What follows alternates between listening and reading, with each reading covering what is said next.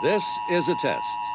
This station is conducting a test of the emergency broadcasting system. This is only a test.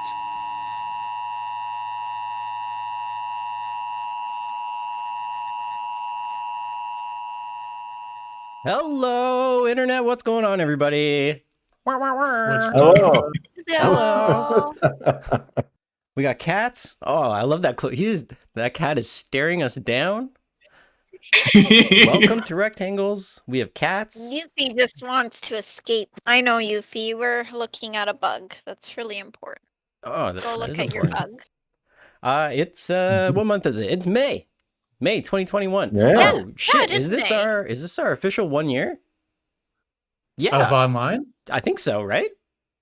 It is. Yeah. Yes. We should have did something think. special for this. You were, We got a talked lot of about really it good last people here tonight. That's what we did special. It's going to be a great show.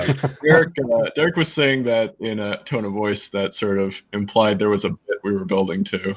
That was the There's bit. no That was the bit. not that the was the bit. entirety of it. And scene. Hi, everybody. Welcome to the Internet. I hope you're having a good one. We are here to check out some video games, and we got some friends with us tonight. Liam Sove, how you doing? I'm doing great, baby. What's up? Hello. Kizi Adama, how are you tonight? Oh, I'm doing all right. And Yuffie's doing well as you can see. Can Oh, I back up? Can I say how I'm doing? I'm actually I'm feeling great. I got vaccine today. I'm Woo! Liam got I shot. see the light at the end of the tunnel. Good job, Blop, Liam. blop, blop, There you as go. they say. Take one Sorry for the to team. interrupt. I it was a big thing to mention. I'm feeling pretty good about it. It's a good interruption. Eric Billingsley, how you doing tonight? Doing pretty well, yeah. Hanging in there. Yeah, my face is newly shaved and it feels like sandpaper. It's really strange. I love it.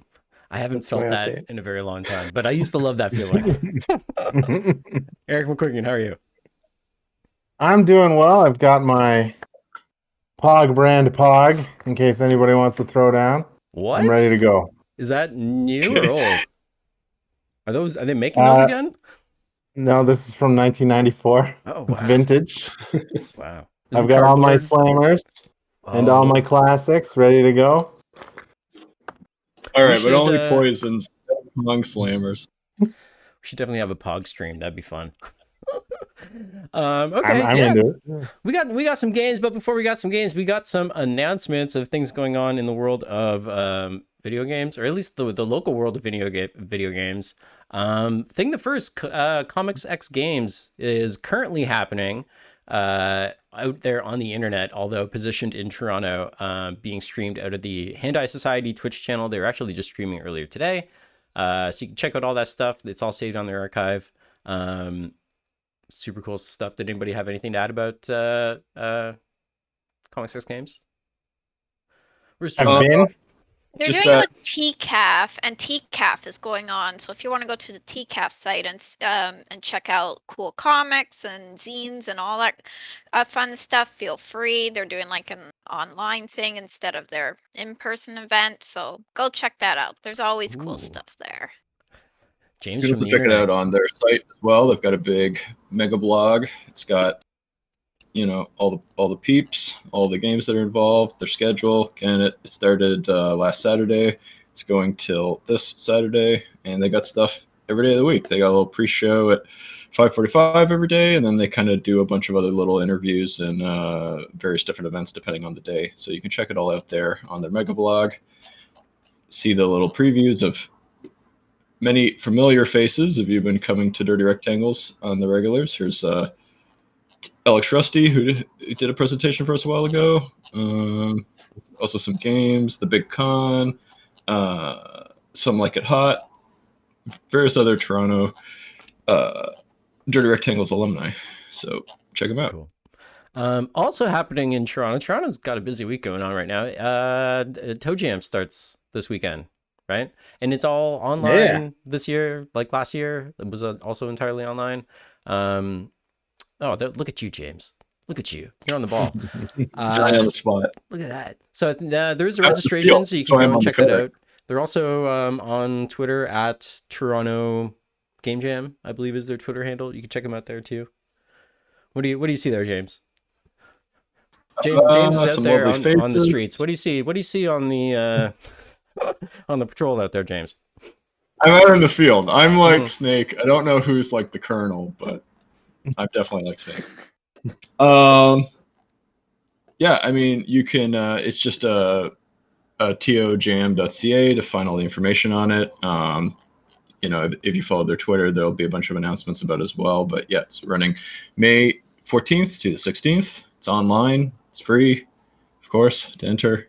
And yeah, it's a great little game jam. Oh yeah, tons of fun. We've done it in the past. We made a game about flip flops. Well, a game about prisoners using flip flops. Prisoners, great game, great flops. Yeah. Get floppy. That should have been the tagline. Anyways, In June, we want to see your Toe Jam games. oh yeah, for sure. Yeah. Yeah. So if you want to get on the show, great segue, Kezia. You could always reach out to us on Twitter at Dirty Rectangles or at rectangles_TO or at any of the organizers personally, as well as on our Discord, which you can now actually reach really easily. We'll throw a link in the chat here, which is dirtyrectangles.com/Discord. We'll actually throw you directly to our Discord, so you don't have to chase down a URL all the time. And you can watch past shows now at dirtyrectangles.com/TV. Look at us getting fancy. Entering the 21st year. I was going to say century. That doesn't really check out. The 21st year of pandemic. Yeah, basically. That's what it feels like. Oh, James, look at you. Wow. There's the Twitters. Pull up the website. Come on. We're on the clock here. Woo. Look at It's that. our Look at that. Look at that. It's all slanty. Look at all these Yeah, links. you can watch videos at 1 degree tilts. Yeah. All these Perfect, functional links, and it's great. It's a thing of wonder. And Classic internet. And as Classic we're internet. on the website here, let's just go ahead and call out the code of conduct, which is always in play at any and all of our events. We highly recommend. If you have not ever read our code of conduct, please go and check it out. It's important, and we stand by it. And it is in effect in all of our events, whether they are digital or in person, because it's all the same shit. So from there, you can find a couple of different ways to get a hold of either us or other people. In case shit. Everyone go and read that. It's very important. And before we move on, though, we actually are going to bring in somebody into this meet here who wants to chat a little bit about a project that's coming out. So let me just do a thing real here. Look at this. Surprises. Let's see here. Do this, move you here. It's going to break up my shot. So let me just do this. Prepared. It's all good. There we go. Okay. Oh, Hi. It looks fine. Cedric. Oh, we can't hear you. You're So You're you're definitely muted. muted. There you go. That Perfect. should probably help. As I was saying, thank you so much, guys, for having me on. Also, for the whole Dirty Rectangles thing, because I've been part of the community for a little while. And you guys have been very, very helpful.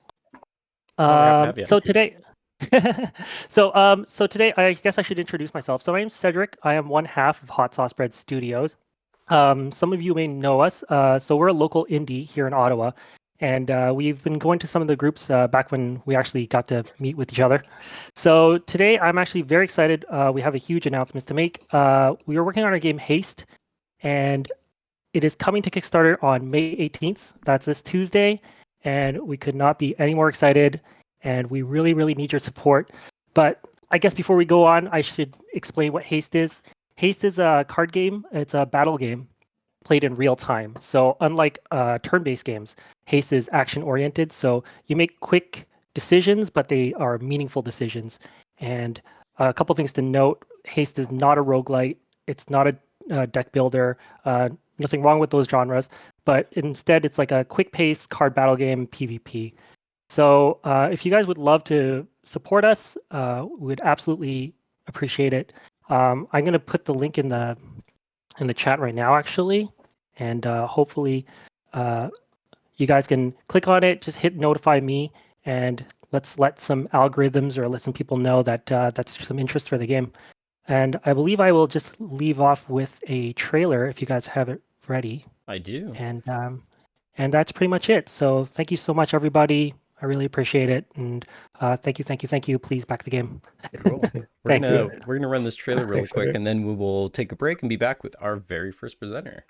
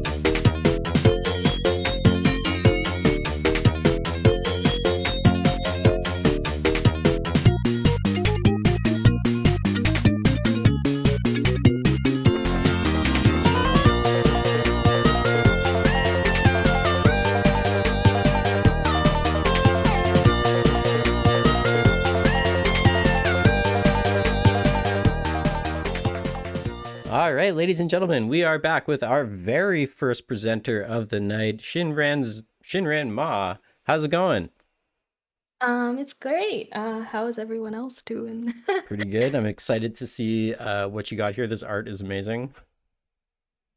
Yes, it was done by one of my teammates, actually. So cool. Take it away. Okay. All right, thank you. So my name is Zin, Zinran Ma. You can call me Zin. And recently I graduated from Sheridan's game design program.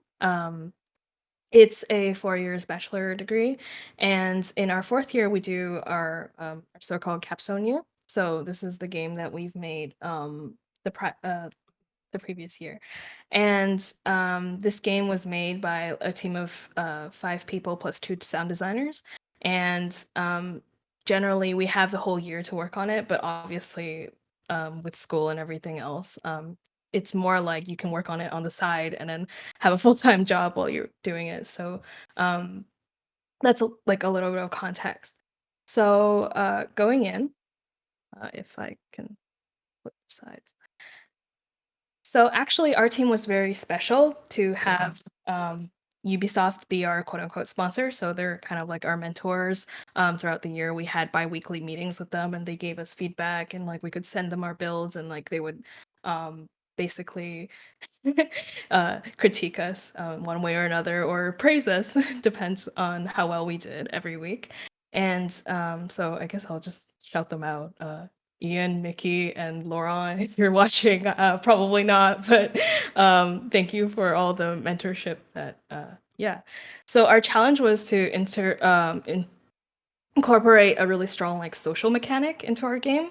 So how we interpreted that was we wanted to make a game that was social but not inherently like multiplayer. So we wanted to have social elements without having to be a multiplayer game necessarily. In the end, our game, some people said that it might as well be multiplayer, but we think that what we did to make it a single player plus social mechanics stuff was pretty new for us. We haven't really seen it done elsewhere. So yeah. So a little bit into our game, it's basically a 3D like rescue mission. You have like 3 little robots and you switch between them, and then you try to rescue like somebody else's robot. And that kind of intertwines into the mechanics that we built. So yeah, you can see here the genre is like kind of action stealth. Single player is for PC. Yeah. So this is kind of like the design pillars that we had thought of at the beginning. We went through a lot of iterations, but this is the 3 that we settled for. Frankly, like we didn't really pay attention that much throughout the development process, but in hindsight, we probably should, which is like a lesson that I think other game developers or game designers should keep in mind. So the gameplay, you start like, top-down view with a map. You click on what robot you want to control, and then once you do that, like you're in first person. And essentially, you do this many times throughout the game. You can switch between robots on the fly, or you can go back to, you can pause the game, go back to the map, and then reselect your robots and stuff like that. So we have 3 robots because time constraints. The lifter, the hacker, and the stunner bot. So they do what you would think they would do. I think is pretty self-explanatory. You can lift things with the lifter bot. You can open doors and like hack open terminals with the hacker bot, and then you can like stun enemies and stuff with the stunner bot. Yeah. So I'll be playing the game later. So I'm just gonna, yeah. So in our game, we have this like, we thought it'd be kind of cute to like show you what the other robots see while you're playing the game. So like they can act as kind of like your security cameras. So if they're in danger, you can switch to them like on the fly. We have them hooked up to like keybinds so that like you can switch between back and forth like without having to like pause your gameplay. And yeah, so as you can see in the GIF, the video, like you can switch, and when you switch, it shows you which one you're currently piloting. So robots can die and revive you can go up to your fellow robot with any other robot, and then you can revive them. And it's kind of cute because, well, I think it's pretty cute that you can see like in the corner, like their screen is like, oh, there's an error, it's like broken, you know. It's kind of neat. Just like little things like that make it very clear to the player like what's going on, and like maybe like you can do something about it.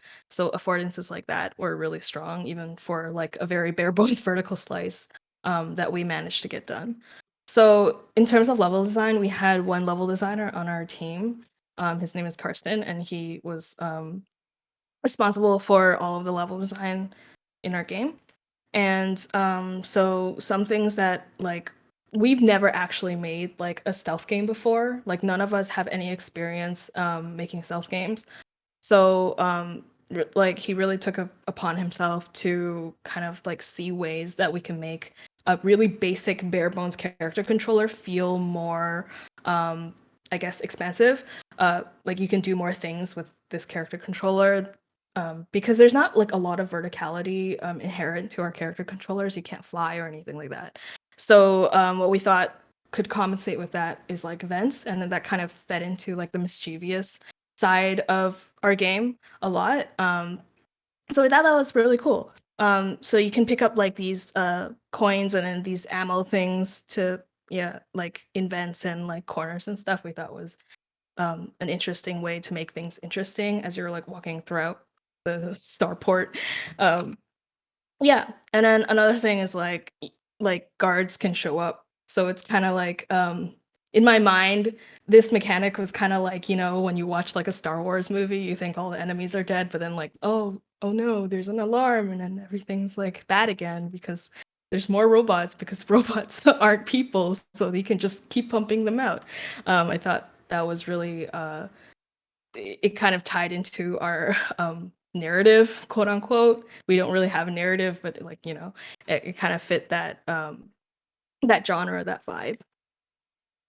So yeah, vantage points again. So we had high ones, but we also had low ones because we noticed that like people really like the fact that like our robots were so small compared to like the enemies. So we thought we would like make use of that, and something that like I've never really noticed in games before is like scale really matters. So like if you're like a lot of people are really used to just playing like a human or a spaceship, or like all the other spaceships are like around the same. But if you like play around with scale, you can actually tie mechanics into them. So for example, our robots are very small, so we're like, well, it makes sense that they could hide in like little crevices. Like vents, rafters, stuff like that. And it was just kind of cute to see like guards walking around. You could see their feet, and you could shoot at their feet instead of shooting at their head. So yeah, that was something that I thought was really cool takeaway. So our social mechanic that Ubisoft asked us to implement, well, not specifically this mechanic, but a mechanic that we came up with, was this unlocking like things that you can put into making a robot. So in our game, you can personalize robots.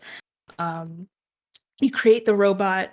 You can call it whatever you want. You can assign like who you are, like who owns this robot, and then you have a little code, and then you can send the little code to like other people, and they can take that code, put it into their game before they start off the game, and essentially they rescue your robot.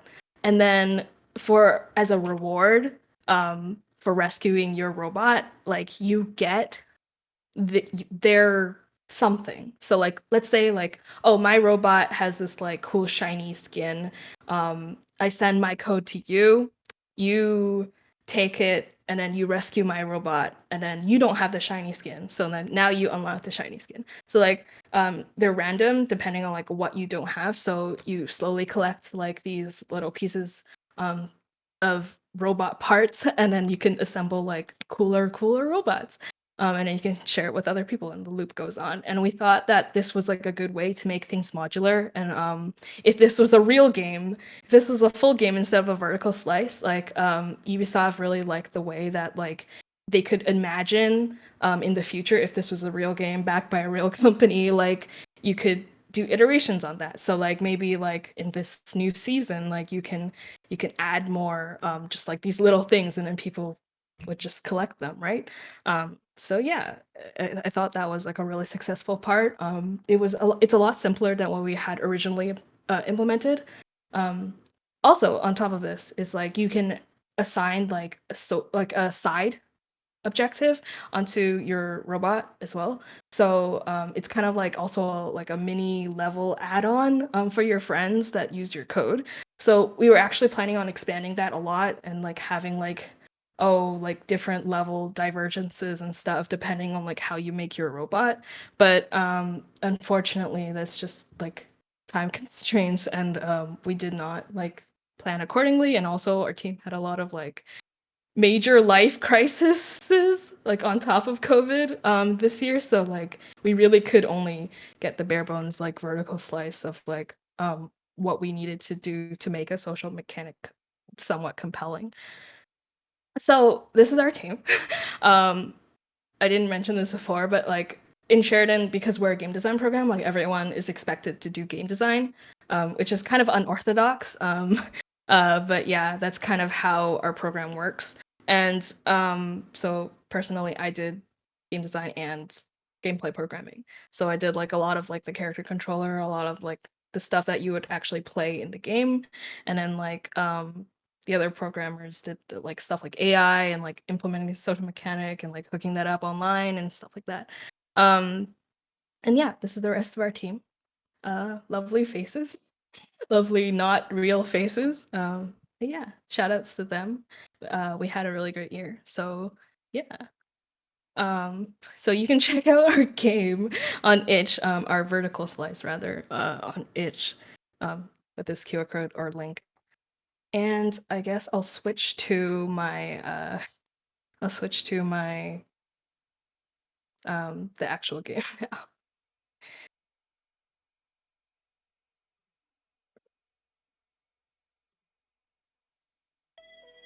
Okay, so I'm gonna play this game, or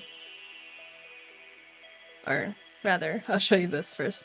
If I go over time or close to going over time, you can just tell me when to stop, You're good. because there's not really. Yeah, maybe we'll start coming in now and start asking you questions as you play through. Okay, cool, yeah. Yeah, just a question I had was I'm just sort of interested in this sort of you're saying at Sheridan, since it's a game design program, every member of the team is sort of responsible for game design as well as, whatever production stuff they're doing.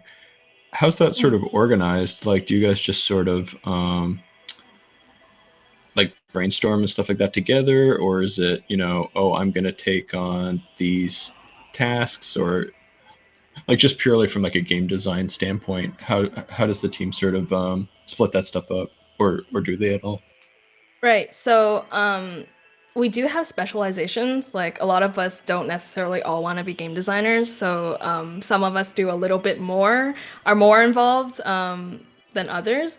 But generally, from first year, we're kind of expected to just have like meetings a lot, and we just talk about things during those meetings, and we come up with like a consensus. So we do like um, yeah, so in terms of like the production, we do all the design together. So because our team isn't very big to begin with, it's kind of just like, oh, this is the team of designers that's in the company, and then you work together to flesh out the design.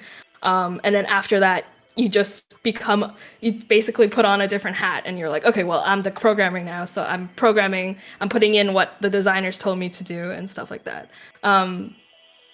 If does that answer your question? Sorry, I wasn't I couldn't really hear you. Oh, yeah, no, that's all. That's all I was asking. Okay. Yeah, so here you can pick one. So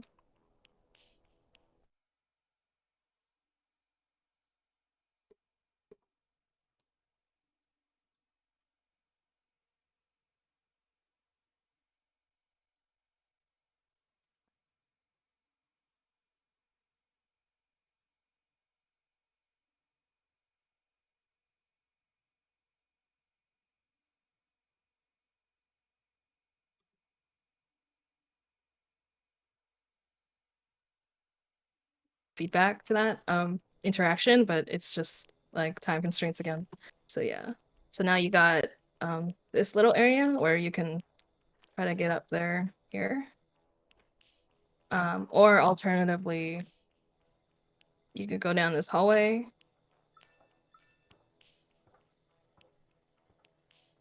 And then there's guards.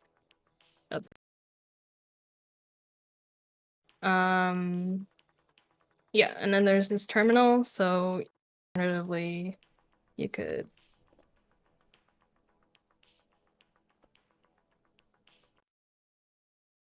like every skin has like a face that we've put on there. Which I thought was kind of cute. And then you have this little hacking mini game that you have to do. Oh, nope. Did you have a lot of iterations of the types of puzzles that you do with a hacker? Hold on. Oh shit. It's okay. You can deal with things as you need to. Yeah. So at first, we wanted like a lot of different like mini games for the hacker. But we were told that from Ubisoft, we were advised that generally consistency is like a really big thing in games like this, where like you already have 3 different robots, you want other things to be more consistent, so like you don't confuse the player.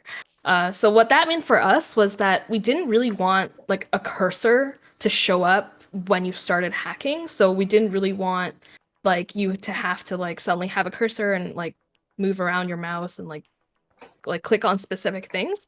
So we thought about things that you could do with basically just the movement of your mouse. And so we iterated a little bit on that way. And so like rotation was like a really good thing. Like you can rotate without having to see where your mouse is. And as long as the thing you're rotating is rotating properly, it generally like conveys the right message and it feels pretty intuitive. So yeah, another thing that we thought was cool at first was like hooking up the rotation to a horizontal input rather than like pointing it towards like where your mouse is in it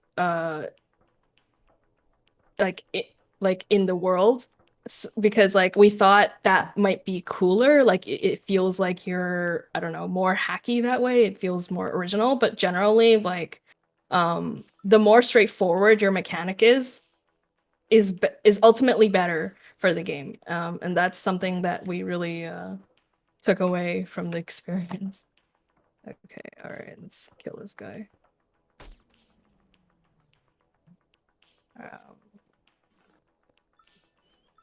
The Shepherd's Hound asks, what was the question? Oh, sorry, escape character. What were your aesthetic inspirations? How did you figure out what to be inspired by? Right. So originally I was the art director, but I was working with Karsten, who is the level designer, on developing the aesthetic of our game. And we knew straight off that we weren't going to be able to pull off like a really, let's say, like aesthetic, like visually complex game, because neither of us are artists, like 3D artists. So what we thought of was, okay, how do we make textures look cool? How do we make the most out of what we can do? So that meant for us, like normal maps. And we thought, like, both of us are 2D artists, so maybe we can do something like pixel art style, but we still wanted to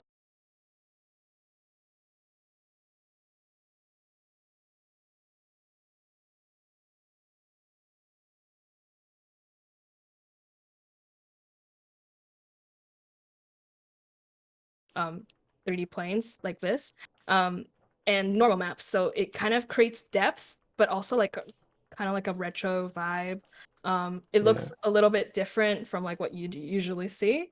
So we thought that was cool. And then the color inspiration we took from this artist. His name is like Gonzalez something, but we really liked like the way that like the colors really popped off the screen like that, and we thought we could do the same because it's kind of like got that gritty nature of like pen work without being pen work, because it's like I think you could tell. So we thought that would really work well.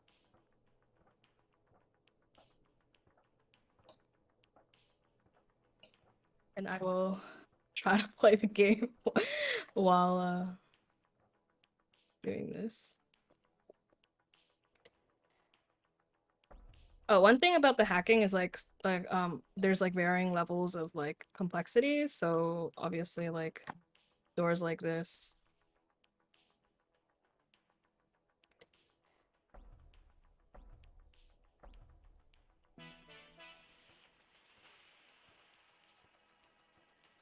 Yeah, okay.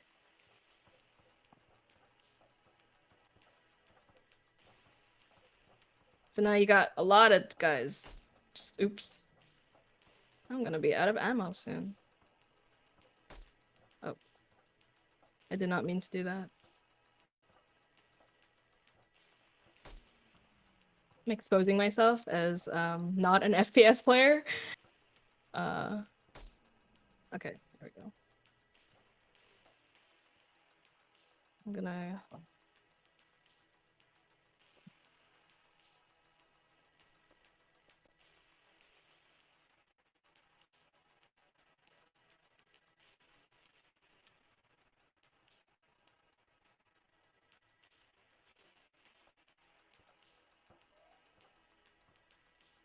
Yeah, I don't know if you heard that, but there's like a little chirp when you pilot like the buddy bot for the first time, which I think is kind of cute.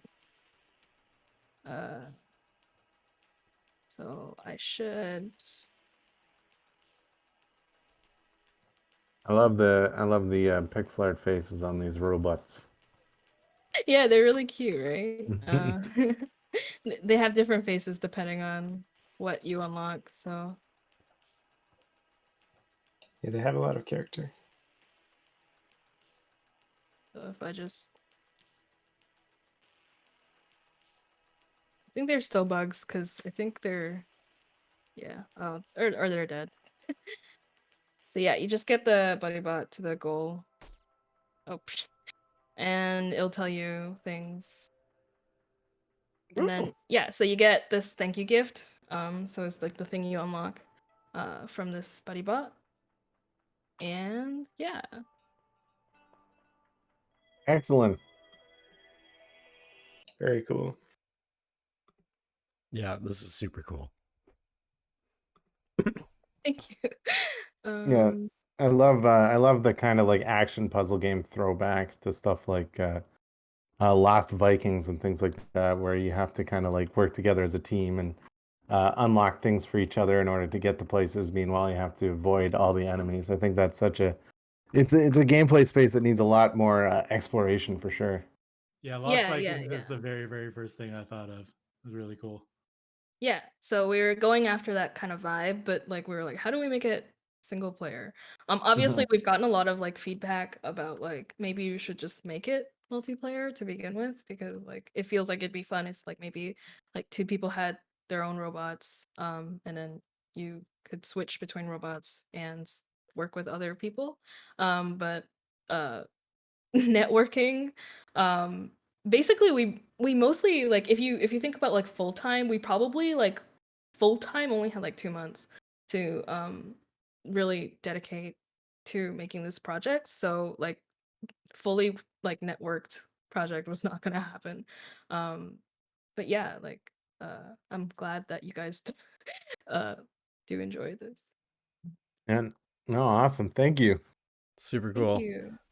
Thank you. All right, folks, we will be back with our next presenter of the night. Don't go anywhere. Thanks so much, Zen. No problem. Thanks for having me.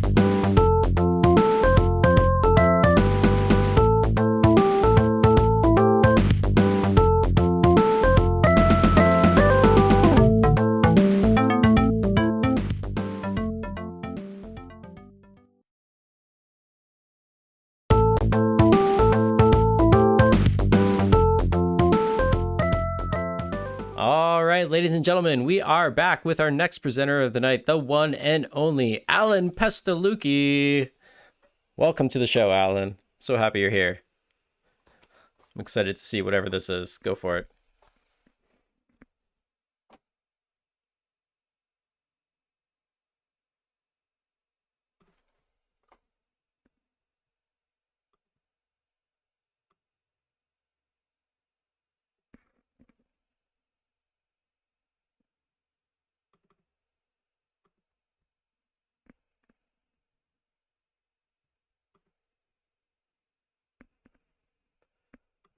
Uh-oh.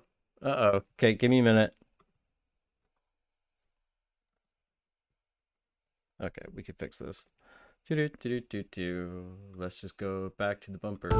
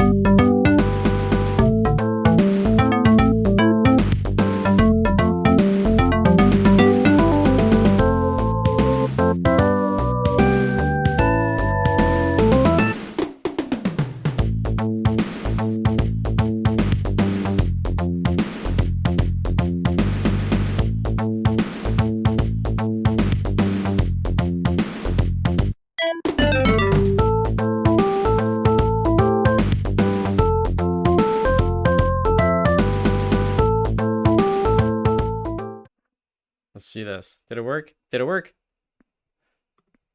Oh my goodness. Okay. Hey, bear with us, internet, as we figure this out. Hi everybody. Everyone can hear me, but they're not going to be able to hear anybody else. So, you know, audio is just one of those things that we all love on the internet. Okay, here's what we're going to do, everybody. The stream is going to come down for 1 second. It's a game. This is a game. During that 1 second that the stream comes down, I want everyone to think of one word. Okay? Okay? And when the stream comes back up, make the word PG, folks. This is when the stream comes back up, everyone's going to throw that word. Everyone's going to post that word into the chat. All right? Okay? This is a game. We're having fun, damn it. Okay, we'll be right back. Are we? Hey. All right, we're Okay, back. Alan. Hello. Can people hear me now? Yeah, I think so. Can All people right. hear Alan? Can they? What was everyone's Can word? people hear me? I need to know everyone's word. Oh. We got snarf, Oh, yeah. nails, anticipation, skin, pickles, cake, a Of Dorito, course. a cheer, bagel, banana. You guys are great. A lot of Okay. Alan, I think the time is yours. Please take it away. Check 1, 2. Okay, fantastic. I'm just gonna wait and looks like yes. Okay, people can hear me. Fantastic. All right. So I'm going to start off just by telling you what I am up to with this Wii U that I have sitting beside me. I've developed. I'm just kind of have a method of testing HDMI audio delay using a Wii U, and that's what I'm going to be presenting tonight. It's kind of like a games adjacent thing. It's not really a game, but it's relevant to video games. So maybe some of you might find this interesting. So just to start, some of you might be familiar with video input lag. So that's like the delay that a monitor, a TV might add to the video signal that can sometimes affect the game feel of a video game. It also affects rhythm games, for example, like Guitar Hero or things like that. So that delay, you know, especially actually motion controls end up being a big problem, or like mouse controls with video when you have a large video delay. So measuring input lag, that video delay, is actually quite quite common, and there's sites like ratings.com that has a massive database of all types of like the input lag for all types of TVs. And the thing that I found is that there isn't really much testing or documentation on audio delay, or audio input lag. So because of that, I thought I'd kind of explore a bit of like hobbyist level audio delay measurement, just so that I could, test it myself without going through the process of developing a bunch of custom hardware. So audio delay is also it's important because it's if your audio delay doesn't match your video delay, then you get lip sync issues, and you can see that just in video. So maybe you put your TV onto game mode, and your video delay is only a couple milliseconds, but your audio delay, let's say that's like 90 milliseconds. And this is exactly what happens on my brand new TV that I just bought. Has like a 2 millisecond video delay, but a 90 millisecond audio delay. And that's enough to actually start noticing lip sync issues. So yeah, big deal for game mode on TV. Yeah, so that's some of the reason that that's important. Also, in terms of esports, your perception system inside your brain is able to react to sounds faster than it's able to react to video. There was a article that I dug up at somewhere that was did some actual research on that, and you are able to respond to audio cues faster than visual cues, which makes sense because the audio is a much simpler thing for your brain to understand than video visuals. Yeah, so in terms of esports, having fast audio is important as well. So previously, in terms of hobbyist testing for audio delay, people would use the Guitar Hero or the Rock Band Stratocaster. So this this guitar actually has a video like input lag tester, as well as you can see if I hold it at just the right angle, there's actually a little hole right there, and that's a microphone to use for audio delay testing. And with this, I actually tested this guitar on a monitor that I had, and then also on an old CRT TV, because the Xbox 360 output to both HDMI and the old analog RCA output. And the analog RCA output did measure at like 0 millisecond latency in a TV, which is what I expected. But it wasn't able to output to both at the same time. And so years went on, and now there's newer consoles, and I found that on the Xbox One, the Stratocaster, when you use the Stratocaster to measure audio delay, it would have 80 milliseconds added, just kind of as a base level latency. So it wasn't actually good for being all that precise. And it was also not very accurate either. You get a lot of variance on it. So anyway, there was a lot about that method that wasn't great for latency test or delay testing, audio delay testing. But then I discovered that, oh, the Wii U can output both audio through both HDMI and the analog, like the RCA plugs, if you can see that there. And so because it can output both at the same time, then that means that you can use that Wii U as basically a signal generator and compare the audio output in terms of time, just from one source and then also from the other source. So in order to record that signal and the difference between those two times, one being the HDMI as it passes through, let's say, the DAC that's built into a receiver or the DAC that's built into a monitor, and then down into your actual speaker output or your headphone output or something like that. You can compare that to the analog Wii U output just by using a sound card and hooking up one input into the right channel and the other input into the left channel of the audio. So that's what I've done here. I have this audio interface. So just going to pull some cables out so you can kind of see. Yeah, so I've got my my Wii U output, it goes into this cable into the left channel of my PreSonus audio interface here. And then the right channel, right now, I've got this hooked up to just the headphone output of this monitor. All right. So I can now record this audio, and I'll just show you in Audacity here. So I can hit the record button, and I will record audio as it's coming through both the headphone output, which is the headphone output of the monitor that I'm using here, which is the bottom channel. That's the right channel, and then the top channel there is just the original Wii U audio going through the RCA.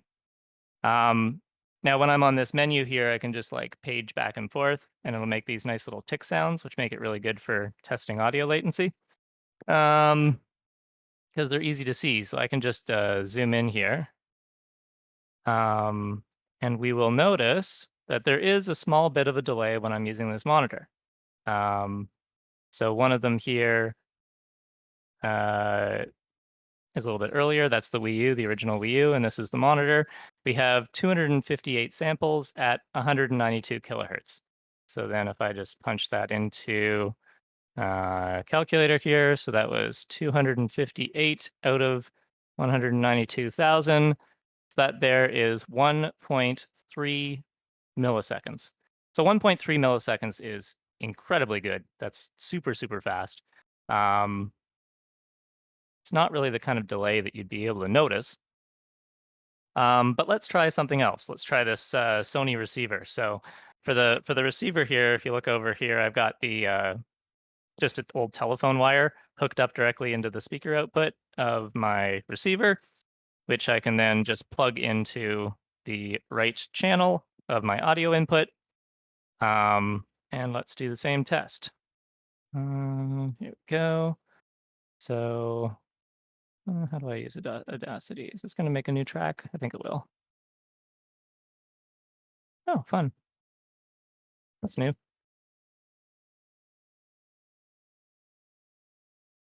Okay, I just need to close this,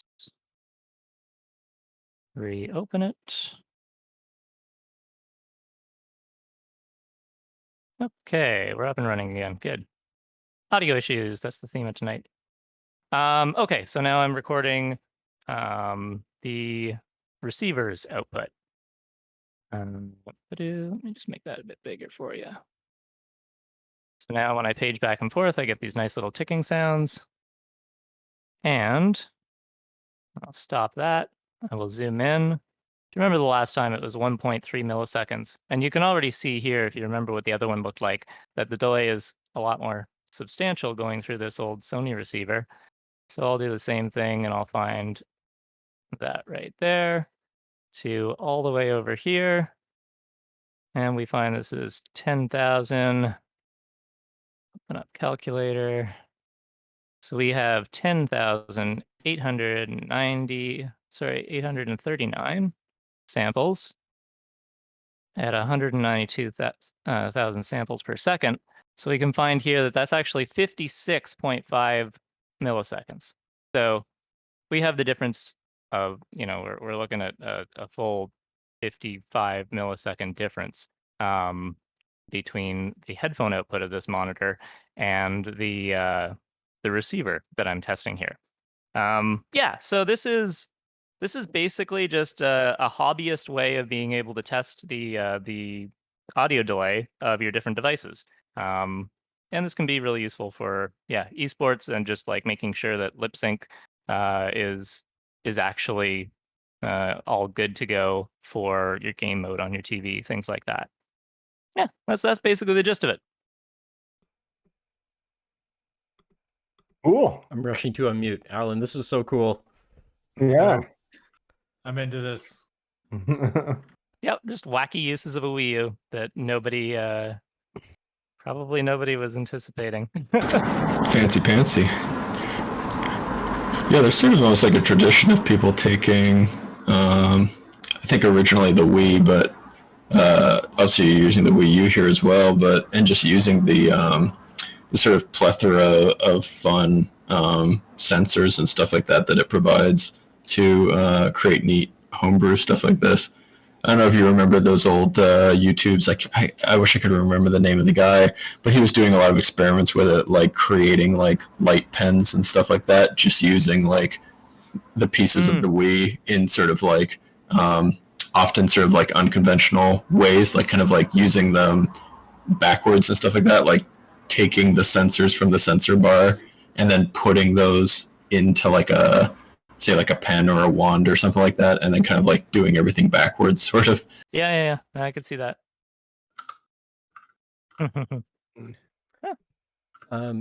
I have a quick question, Alan. So you've Sure. tested this Sony receiver. Have you tested anything that's been worse latency than that? Do you have like a hunt to do? I'm curious now, like how bad does this? So this originally did start with me just wanting to get a receiver for my TV. My TV itself had pretty bad, on just its speakers, had pretty bad delay. I described there it was over 90 milliseconds for the speaker delay when I'm in game mode, which is weird because it's very low latency on the video. I found the Yamaha receivers were the worst, of the ones that I tested. I also found that with the Yamaha and Sony, you'd get like 50 or 60 milliseconds of latency in a stereo HDMI signal, but you switch it to a 5.1 surround signal, and suddenly it drops down to 17 milliseconds of latency.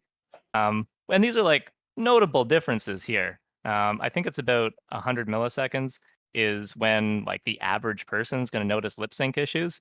So when you're talking about 100 millisecond difference between your video latency and your audio latency, which is what my TV does, like that's a big deal. So I tested a bunch of receivers, made good use of Best Buy's return policy, bought open box when I could. So I was very surprised to find the monitors, they were like exceptionally fast. And the fact that I'm getting monitors that are measuring in at like 1 millisecond or basically 1 millisecond, that kind of shows that this test might actually be pretty precise, because it matched what I was seeing with the original Rock Band 360 Stratocaster's measurements, which seemed to be pretty well calibrated. So yeah. I love this. This is so cool, Alan. Yeah, thank you. Yep, wacky stuff. I also have a blog post that has a lot more detail about this whole process. So I'll post that in chat like right now. Awesome. Thank you, Alan. This is amazing. Yeah. Please, when you come up with more wacky stuff, we would love to see it. Yeah, of course. Thanks for having me. We will be back with our next presenter of the night. Don't go anywhere.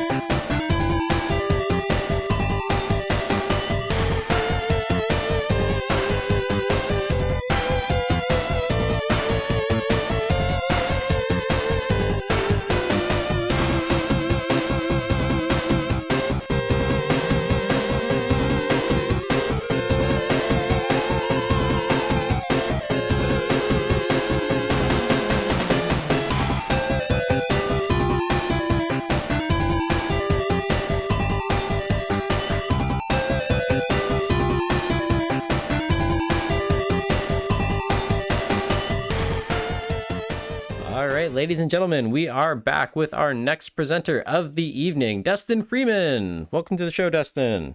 Good to have you back. Hey, everybody. Thank you. Wow, it's been like a year. Dang. So I'm going to talk about this project that has been in incubation for a while, and one of the interesting things about it is there's like lots of things I would have liked to do during the pandemic, and this is like the only creative thing that I could actually work on, which was like very interesting. Everything else I kind of wanted to work on with multiple people, just couldn't do it. But this is the one thing that like took my attention. Let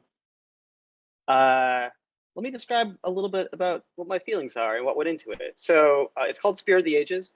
I started this in 2014 and then abandoned it. And then it kind of cooked in the back of my mind for a really long time. And then I picked it up and did like basically restarted it from scratch midsummer. So it's inspired by me playing like a ton of NetHack, which is a roguelike with a very simple turn-based, tile-based interface. But then also being really into Dwarf Fortress and Sim Life. And what's cool about like Dwarf Fortress and Sim Life, and if you've heard of Sim Earth 2, that's probably actually more common than Sim Life, is there's like this like really interesting complex procedural stuff that can happen because the like simulation is really complicated.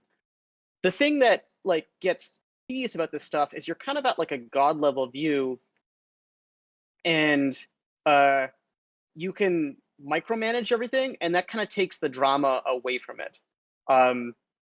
There's other games that use procedural generation and do procedural generated history, but you can either be like super controlling about it, like in Crusader Kings, but I kind of like the idea of being more like a passenger in history as you advance bit by bit.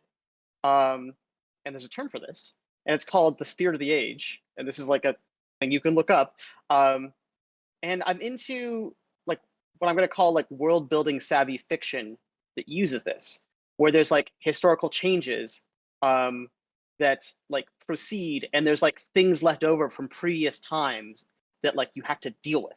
The example I have here is from the Avatar: The Last Airbender, where Avatar Aang has to deal with something that like Roku didn't properly like deal with in a previous age. So Spirit of the Ages is a tile-based game that looks and feels a lot like a old school roguelike, but when you die, you wake up a generation later. And the goal, and it's not that like the goals are the same, like a lot of like roguelikes that deal with you might like die and then like wake up like a generation later. The idea is that you've advanced forward in history. And in fact, a lot of the mechanics of the game will be different. And some of the things that are more flexible in like age N will be like set in stone in age N-1, because those mechanics and those facts about the world are frozen now. So as opposed to like a lot of like things that use procedurally generated history like Dwarf Fortress, and then you kind of just like live at the like end point of that history, I'm trying to make something where like you like jump ahead through history bit by bit and get to do some stuff. So I've implemented age 1 and a bit of age 2, and I have some ideas for age 3, and I'm just going to go through and play with it. One thing that like was particularly important to me was, and this comes from sitting in a room by yourself for an entire year, is what's interesting about like feelings and beliefs is where those feelings and beliefs come from. And sometimes the reason why you have feelings or belief outlasts those beliefs outlast the reason why you had them in the first place. So this is my character here. I am going to move with the WASD keys, and then you can look at things with the mouse. There's a little message queue here. And so I'm going to walk over this new world. I have some land here. There's some shallow water, and there's the ocean over here. There's an altar here, and I got this message that says, "Your quest: find the torch and light it on the altar to clear the sky." So standard creation myth stuff. So I'm gonna wander around on this continent, and oh, here's a frog. The frog is calm, feeling neutral, and this is the wetland here. So how did this wetland get here? Oh, look, there's a wetland god. Its personality is passive, which means it ignores other characters. And as the wetland, I'm gonna press the wait button. And as the wetland god wanders around, it will generate more wetland. So I have these personalities, and there's like 8 stock personalities. And I take all the like initial gods that create the world and I assign them different personalities randomly. And that makes for some really interesting stuff. So we might not have it in this run, but so each of the gods will also spawn an animal that's related to their biome type. So you might have like an angry mountain god that like vomits out a bunch of eagles and then kills them all. And that just like happens as you're walking by. And if you want eagles to not go extinct this age, you need to take out the god. So my quest is to find the torch. So I am gonna like wander around the world a little bit. Here's a deer. Here's a forest god that is unaware, which means it'll ignore me. Okay, here's the torch. That's good. There's another eagle, which is calm. Good. I picked up the torch, and so I'm holding the torch. So one thing I've done here, I'm very fortunate to have had Caitlin Russell make some nice background art here, but all of the like foreground art is emoji, because one of the reasons why I couldn't make this game before was because I tried to make some pixel art myself and it was so garbage, and I really cared about the like evocative abstractness of the world, not about like having accurate art. And so as opposed to like doing like ASCII art, like Dwarf Fortress really struggled with in terms of making stuff that like actually looks good, like there's tons of emoji that are just available for you. So I've used that. So my quest was pick this torch and place it on the altar. Good standard, very Silmarillion-like starting quest. Actually, I've forgotten where the altar is because it is a brown. Where did it go? Is it up here? Oh, there it is. Okay, so I now have this skill here called place torch on altar that only appears when I'm standing on the altar. So I'm going to talk about how I programmed this. I'm normally been a C# person, but I sort of started this project because I wanted to learn TypeScript. And TypeScript is now my favorite programming language. It's absolutely bananas in terms of things I've been able to throw together. Now, one thing that might have messed me over is I don't know how to save. I don't know how to save the game state out because I use a bunch of anonymous functions that are randomly attached to things. So instead of like a proper entity component thing, I'll like write up a closure, slap it on an object, and then other objects that like closure will be contagious and then like go to other objects. So like in this game, I've actually, let's see, I actually have learned to charge, and that's because I did eat a deer. And what I literally do is I just like copy the closure from the deer to myself when you eat a deer. So it's been very cowboy, but serializing will be a problem at some point. So let me place the torch on the altar. Can I ask a there we go. question? Go ahead. What makes the frog so charming? It's the I don't have a world building reason for that yet. I just wanted to make a charm skill, and of the entities that appear in Age 1, frog made the most sense. At some point, I want each world to, each time you start the game, to feel new. So there's 5 gods: ocean, desert, and there's some desert here. So the desert god has been around here. Wetland, biome, and mountain. And each of them will spawn an initial animal in the first age, but in Age 2, a bunch more animals show up. And the like skills and behaviors that I apply to each animal, I want to like proceduralize a little bit. But right now, the frog is charming for some reason, because it was the most charming of the animals that appear at Age 1. Because the other ones are like deer, eagle, and fish, which frog is probably charming. Frog's charming everybody. Yeah. So I place this torch on the altar, and we have a message here. Having accomplished your quest, evil has touched down on the world. You must stop it. So now I'm going to figure out what's going on. So I have this like kind of fog of war thing going on. One thing, just because I like was lazy with the rendering code, so I've had a few things show up in like outside of the fog of war because I technically didn't do it right. And I've been realizing that I actually really enjoy this aesthetic. So if I go way the hell over here, my like circle of vision is just there, this area, but you see these tiles getting darker over here because this evil boss has landed in this area. And I actually kind of like that. There's this like multi-tier fog of war thing going on. Anyway, let me actually go deal with this guy. So this is that was a frog I just killed. okay, here's the evil boss feeling angry towards me. No surprise. I'm gonna try to take this guy out by doing a standard attack. Yes, defeated them. So the dire boss has been defeated, but at much cost. You do not have long to live. So instead of, originally I just was gonna like make sure you always die in the final battle of each age, but like that is like really hard to balance. So this concept I ended up with is like each age has these 3 phases: the quest phase, the combat phase, which is like the climax, and then retirement. And retirement, you have a bunch of like skills that go away, and you actually like are losing HP really fast. But if you have any like last minute business, you can do it. So what this dire boss did is it converted a bunch of like animals to dire, which is actually a personality. And dire animals are angry to non-dire, so they'll chase you around. So like if I'm feeling healthy, I can like try to get rid of these dire animals, and so they don't stick around to the next age. But if I like want to explore this continent over here, I can kind of choose what to do in the like time I have before I retire, which is like maybe like 20 to 30 turns, depending on how much HP I have left. So let me just actually wait to the end of the age. And so we've ended age 1, and there's this like screen of outcomes. So let me just read them aloud, like we're looking at an interstitial in some Tolkien-esque thing. And so age 1 ends. The first attack was a sea god attacking fish. So the sea god was probably angry. We don't know that though. The first to die was a fish. Eagles were the most populous, so they shall become friendly. Fish were the least populous, so they shall become solitary. There are still dire entities somewhere in the world.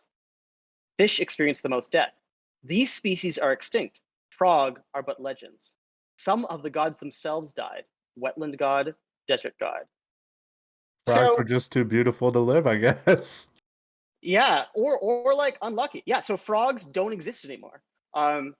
So if frogs had the charm skill, no other like entity in history will be able to get that back again. And this is the history you're making as you go. So this like screen, I'm like, it's okay right now. It could be better. I want like, here's in my mind, I want like a third of the things to feel like you had direct impact on. A third of another third of things you sort of witnessed, and like another third, I want them to be kind of surprising or like interesting stuff that you find out that happened off screen. So let's begin age 2. So in age 2, there's just like a lot more stuff. There's a lot more possible entities. Also, each age I like make the map larger. So we had that, the like view you saw at first was just the entire world. And because each age in history gets more complicated, I think this thing I just figured out earlier this year was like, oh well, the map should get twice in size each time as well. So I'm actually going to go to a debug mode where we can like view the whole map. So the tile density has doubled compared to what it was in the previous age, and I just do that each time. So another thing I have, another thing I did is I name these areas. So this is the Eastern Forest, this is the Antarctic Desert, the Southern Mountains. It's like very easy to like name these programmatically. I just do like a sort of a flood fill to find like large contiguous areas. And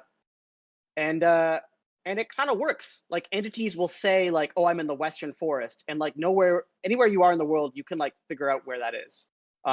Because there's the word Antarctic here, I know I'm in the south.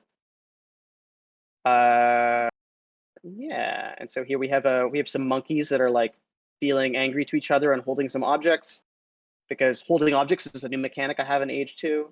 And let me just, why did this fox smoke me? Oh, it's feeling angry. Okay, okay, it ran away, good. I'm just gonna wait because there's a thing that has to happen. Okay, here. So we have this like sun god guy who's gonna come and deliver a quest to me. Cool.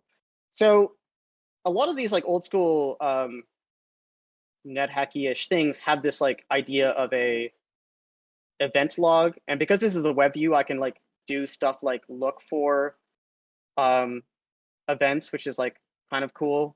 But one thing that I realized I could use is I could also put like hyperlinks in it. So like this sun god wants to initiate a conversation, and then this just becomes like a hyperlink I can click on and creates a pop-up. I'm not gonna read it right now, but like where he basically says like, oh, I want you to like make sure that people exist in the world. Go forth and make people. And I'm gonna wander around and I will be able to like choose things to turn into people. I'm gonna look at this bear here and I'm like, yeah, you should be a person. So I have this skill uplift, which I'm gonna apply to the bear. And now we're like in a let's make a type of peoples that will like stick around throughout history. So we like I have all these like initial random features like, oh, they like mushrooms, they dislike cactus. They'll get a new skill called throw. But they also have name, and all these buttons are like abilities to re-roll, like this thing. So like maybe they shouldn't be called bear dash people. That's kind of boring. So I'll tap this here. Oh, elf. Maybe that'd be a good name for like people that are born from a bear. Or maybe I feel like if I want the word elf to like have a certain aesthetic for me for this playthrough, maybe like a hairy bear elf is not really like the image I want in my head. So human, nah. Oh wait, I ran out of rerolls. So yeah, okay, we have humans, and their original origin was uplifted from a bear. Their destiny is to tame spiders. That's gonna be an interesting world building going on there. And I've created them. So now this is a human.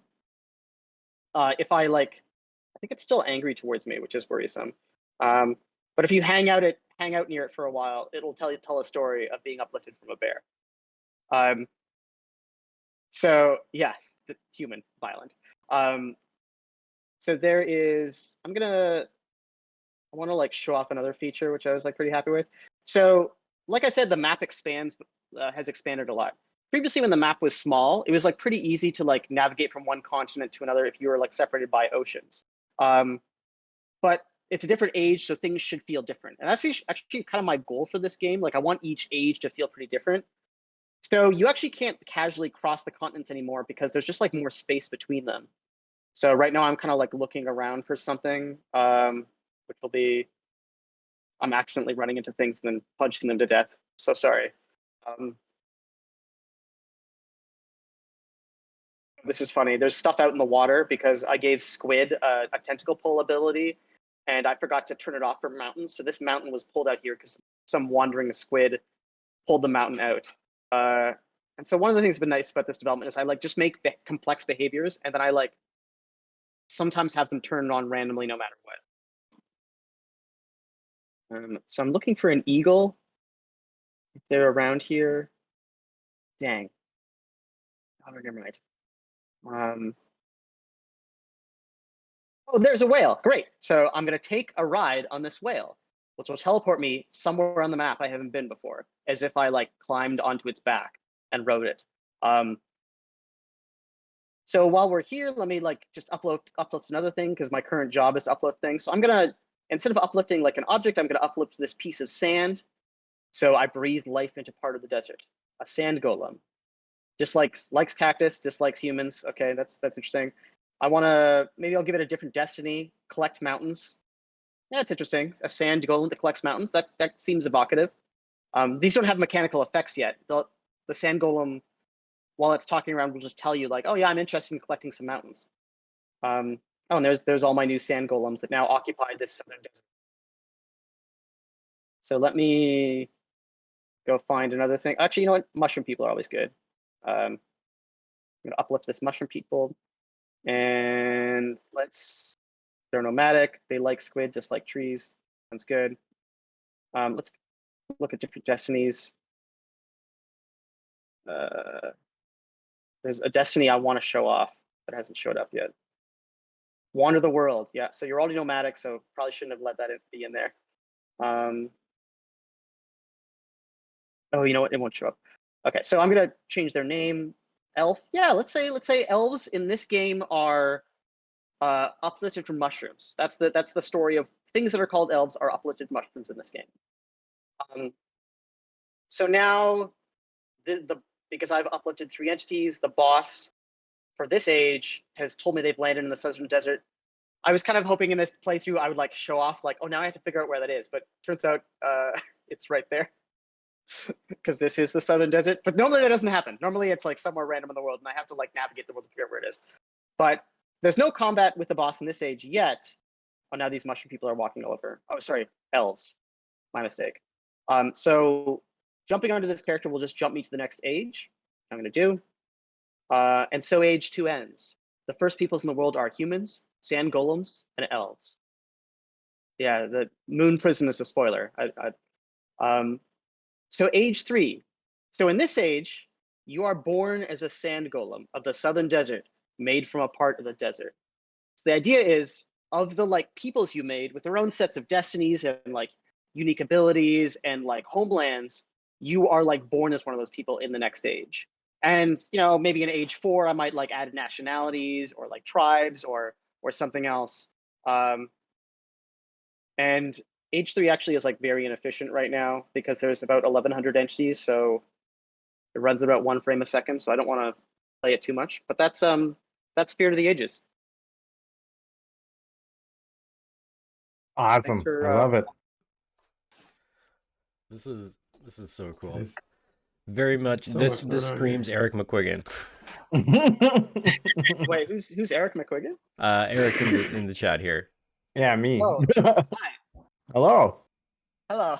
And procedural generated world weirdness is 100% my favorite thing, particularly when you get like the emergent narratives of different types of creatures have strange and weird effects and how those things interact with each other and how that changes the world. Like building complex systems like that are 100% my bag. So I'm enjoying this immensely. Thank you.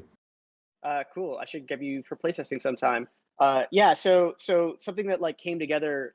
If you played the board game Small World, I like really liked that, but I didn't like how stuff didn't like stick around. And another like, so basically I like had this idea in 2014 and I wasn't able to like work on it like for several years. I had like game developers block about it, and like a couple things came together. The first was like, oh, stuff should get like frozen in place, but also like the world should get bigger each time, because in the first age, like big things need to happen, and so like the entire world is like maybe 20 by 30 tiles. But if I zoom out in age 3,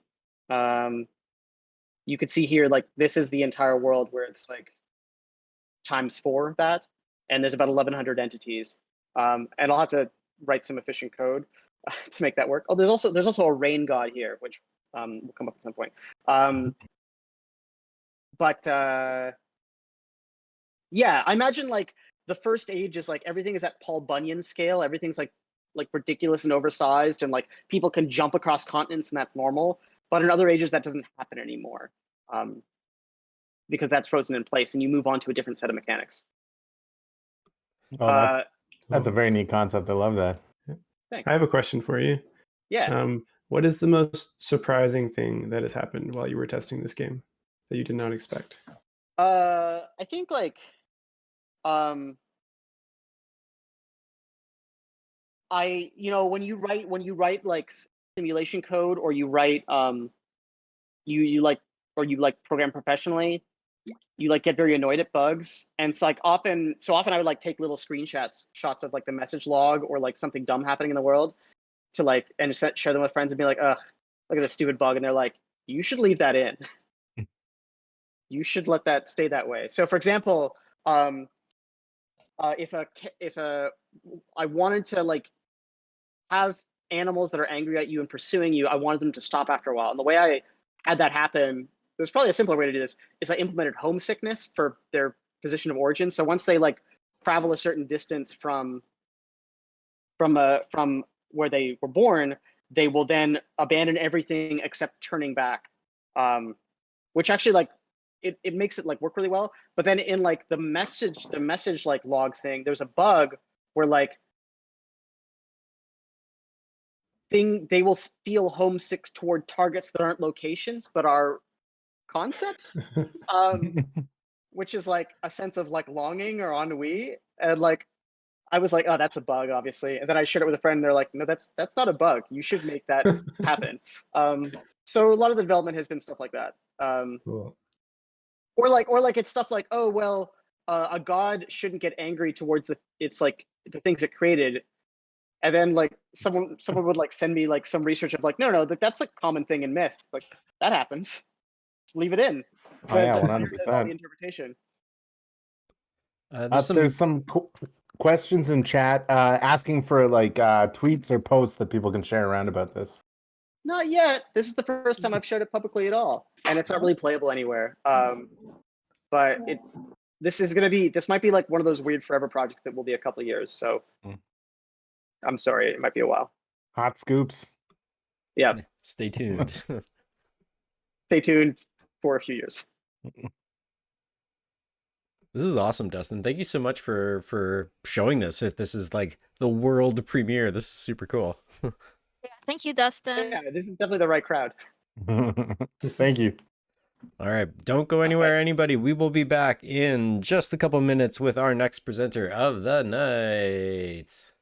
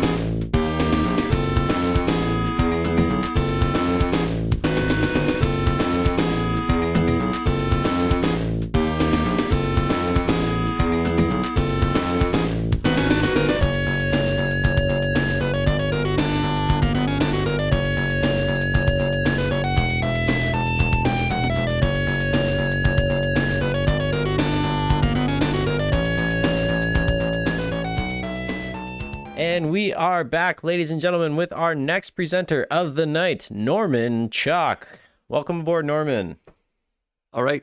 Hello, everybody. So I'm going to be talking about Steam review multipliers and talking about Steam review multipliers. This is actually a work in progress because Tanya Short of KitFox Games gave me some wonderful feedback and I wanted to put it all in. But I also know that the idea of a Steam review multiplier is either something that is going to be very well understood by some people, and it's going to be a brand new concept for some others. So what I think I'm going to start doing, what I'm going to start in terms of this presentation is just kind of describe what I think the developer's problem is. I'm going to go into a bit of history in terms of the idea of the Steam review multiplier, and then I'm going to be talking about the work that I've been doing over the past couple of weeks. So in the case of the developer's problem, I sort of see it as being trying to decide where you dedicate your resources, even if only time. And basically, you are probably going to wind up picking your project based on a forecast of your return, even if it's working for exposure, that most valued currency of all creative types. You're still probably going to want to have the most reach, and so a lot of these forecasts are going to be related to the number of people who are playing the game, ideally buying it, but in the end, it all kind of winds up going to the same place. And so in the end, the review multiplier is a way that developers are trying to be able to come up with that really fundamental question in terms of, I have lots of ideas, some of them might even be good, and which of that subset are the ones that I want to be focusing on. So the way that the review multiplier enters into this, it actually seems to have its origins in a conversation between Jake Burkett. Now Jake Burkett is done through works through Grey Alien Games with Helen Carmichael. Sorry, I should have given a link for KitFox as well. I will put that at the end of the presentation. They've most recently done Ancient Enemy and Shadowhand. I think they also did Regency Solitaire. And Ryan Clark, who is the founder of Brace Yourself Games. They are probably best known for Crypt of the Necrodancer, but they're also currently doing Industries of Titan and Phantom Brigade.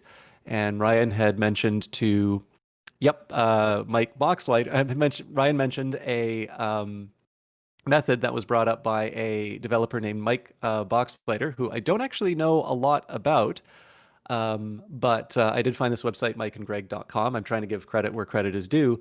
And basically, it was this idea that you have to own a game on Steam to be able to review it. And so, in theory, you would be able to apply some multiplier to the number of reviews on Steam, and this would give you an estimate for ownership information. And that sort of seemed, that conversation between Ryan and Jake about Mike's method seemed to have spawned this whole literature, if you will. Okay, I'm noticing in chat a few people know who this is, so my apologies. I am better at data than I am at games. So Jake actually produced some original estimates back in 2014, but Steam Spy was a thing, and so everybody started using that in terms of estimates. And of course, in 2018, Valve changed its privacy settings and made Steam Spy's data collection methods not really viable anymore. And so Jake did a follow-up paper or article in 2018, and this is probably the one that, if you're familiar with these concepts, you've read. Or at the very least, you've heard about it. This seemed to be really influential. It was a survey of about 50 games, and he basically estimated this multiplier by taking the sales, which were provided by the developers, and the number of reviews, and that was how he kind of came up with the multiplier. There's two different ways that you can sort of estimate that. One is to use the average or the mean, so just sum up all of the numbers and then divide by, in this case, 50, the number of observations you have. That was 82. The mean is sort of known to be distorted by very large values kind of at the edges. And so it's also very common to report the median, the middle value, the one that half of the values are above and half of the values are below. And in that case, the median was 77. Now, more recently, Simon Carles at the Game Discover Co. newsletter, and I think this will be my last link, did a survey in summer of 2020, and it had 237 games. So in addition to being more recent, It follows Steam's sort of addition of a prompt to basically kind of give you a prompt to review games. If you noticed, if you've been playing some games on Steam and you have some time in them, Steam will just sort of say, hey, would you like to leave a review for this? And Simon's new estimates are lower, as you might expect, a higher propensity to review. The average is 63, and the median for that survey was 58. And so basically, the idea here has been that there's been some work done so far in terms of trying to find out what number you can multiply Steam reviews by to come up with that estimate for sales, and then that estimate for, estimate for ownership, which of course is going to be correlated with sales. And then you're going to use that to try and decide what whether or not your game is viable. So what I'm basically doing in what will ultimately become a blog are a series of quality checks. I don't necessarily think the world needs another estimate for the Boxlighter number or the Steam multiple. I can give you one, but in this case here, what sort of happened is, especially after Steam Spy sort of fell behind in terms of its quality, we've latched on to this measure, and it hasn't necessarily gotten in my opinion, hasn't necessarily gotten a ton of scrutiny in terms of its overall quality as a measure. Now, with that in mind, I have no intention whatsoever of sort of undermining what Jake and Simon have done. I actually think it's really helpful. But one of the things that I wanted to try and do was say, how good is this thing at telling us what we already know about Steam? And is there a way that we might be able to try and refine this measure and make it a little bit more precise? And what I'm going to be doing, what the rest of this talk is going to be about, are basically some multiple data sets and multiple checks that I have done to try and accomplish this. So one of my first sources of data is actually just from Valve. It might surprise you to know that while Valve is a famously tight-lipped company, they actually have a lot of information available on sales if you just take a look for it. They will provide lists of top sellers every month, and then it produces annual rankings for all games since 2016. So if you just use those blog entries that they've put out, you have about 900 individual data points. And it seemed to me that one of the easy tests that we could do would be to just see how good are review-based measures at identifying these top sellers, right? So in this case here, presumably if you were a top seller, you would expect sort of the reviews to be to sort of follow along. And this first table sort of shows the results of my first pass at this. So this will be the monthly data. They've been running since April of 2019. Actually, April 2021 will probably be coming out in 2 weeks or so. So in theory, you can take some of these things that I'm going to be talking about, and you can try and predict the top sellers yourself. But basically, the games considered is a column of games that I had within my data set. So one thing that was very telling was when I took a look at the top sellers for a given month, some of the games had actually already been removed from Steam. They essentially closed down because they weren't financially viable, which is a horrifying fact. I have no idea how any of you make any money in your industry, but I'm really glad that you keep making games. So in this case, I didn't want to consider any games that would have been impossible for me to draw from my review data set. But my review data set is basically just using the Steam API. I collected as many games as I possibly could and their review information. And essentially, once I said that, yes, this is within the data set, this is actually something that I can potentially find, I saw how many of the top 20 were correctly identified. I just sorted them by the number of reviews, and we saw how many were in there. If you're wondering where the multiplier comes in, the multiplier is a constant that's always applied to the reviews. So whether or not I apply, Jake or Simon's multiplier isn't really relevant to this exercise. It's more the idea that if such a number existed, would it have correctly identified, the ownership number if that was available in here? And in this case, it's just the presence of a group within 20. So the success rate's on the right-hand side here. And I noticed that for some of these things, especially if we find these measures useful, we will always gravitate towards the higher numbers. The average performance was about 65%. The maximum was 83, which is good, but it's also worth remembering kind of down in June and May here, we've got 47%, so less than half of the games under consideration being correctly identified as the top 20 new releases. So it's okay. In some cases, you should be really happy to get a success rate of 75%, but it's not the best measure. Now, one major source of the error here is that the way that Valve will do these lists is they're actually going to be considering top sellers by gross revenue. So reviews are measuring ownership, but we're missing the price. And so essentially, I was a good plutocrat and decided that each review would be weighted by the amount of money that they spent on it. As all good elections should go, really. So if we weight the results by the base price of the game, we actually wind up with a better ranking. Now, I am short on time, basically, in terms of getting all my data through. So I got rid of an intermediate slide that showed some intermediate work.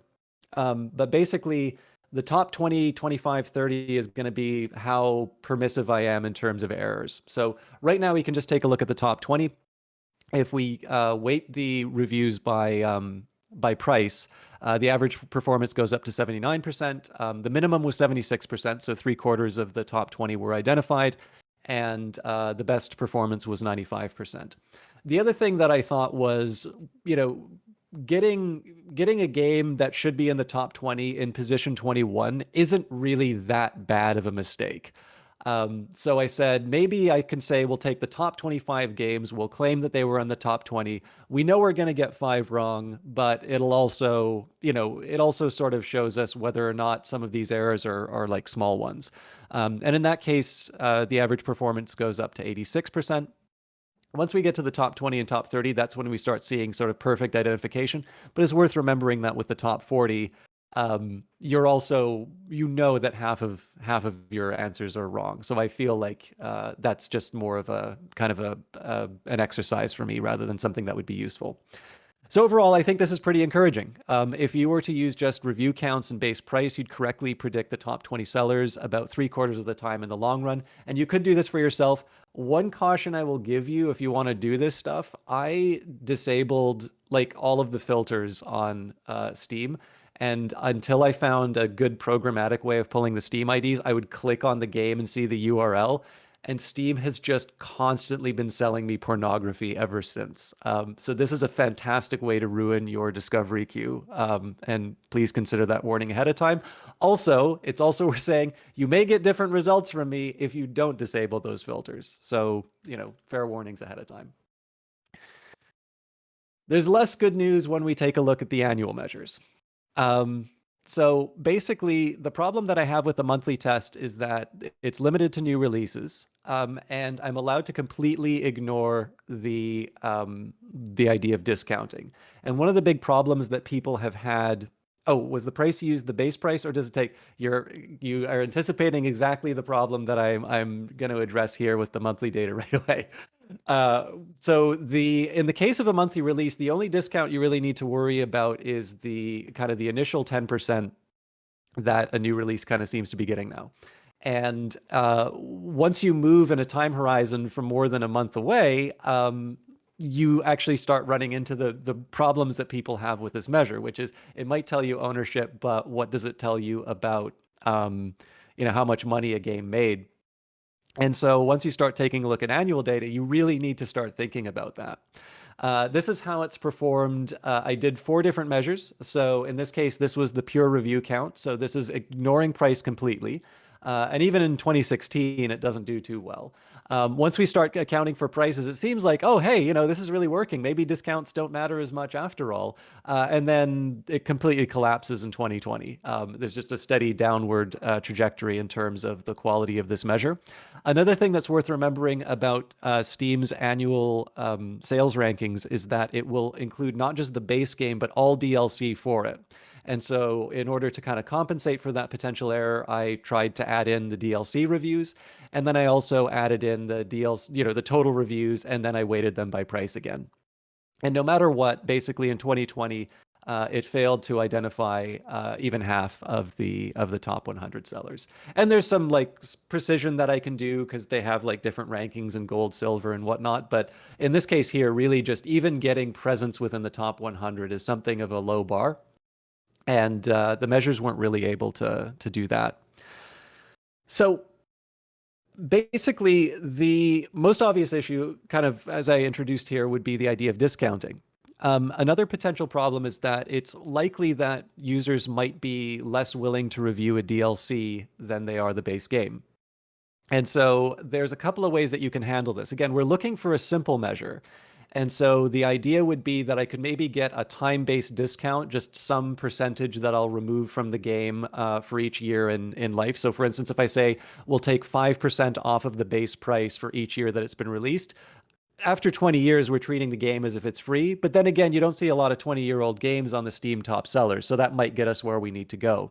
And then the other factor might be to say, okay, so if people are less willing to leave a review for DLC, then it should get a higher multiplier than the base game gets, because basically one review will represent much more ownership.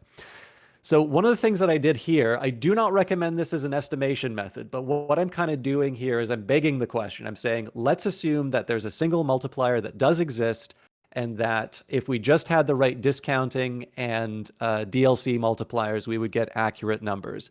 And I basically ran over a whole bunch of different values, some more credible than others. So like 1% for every year that the game's been released, or like 20% for every year that the game's been released. So after 5 years, your game basically doesn't count anymore. I'm pretty sure Grand Theft Auto is older than 5 years, but it's still at the top of the sales charts.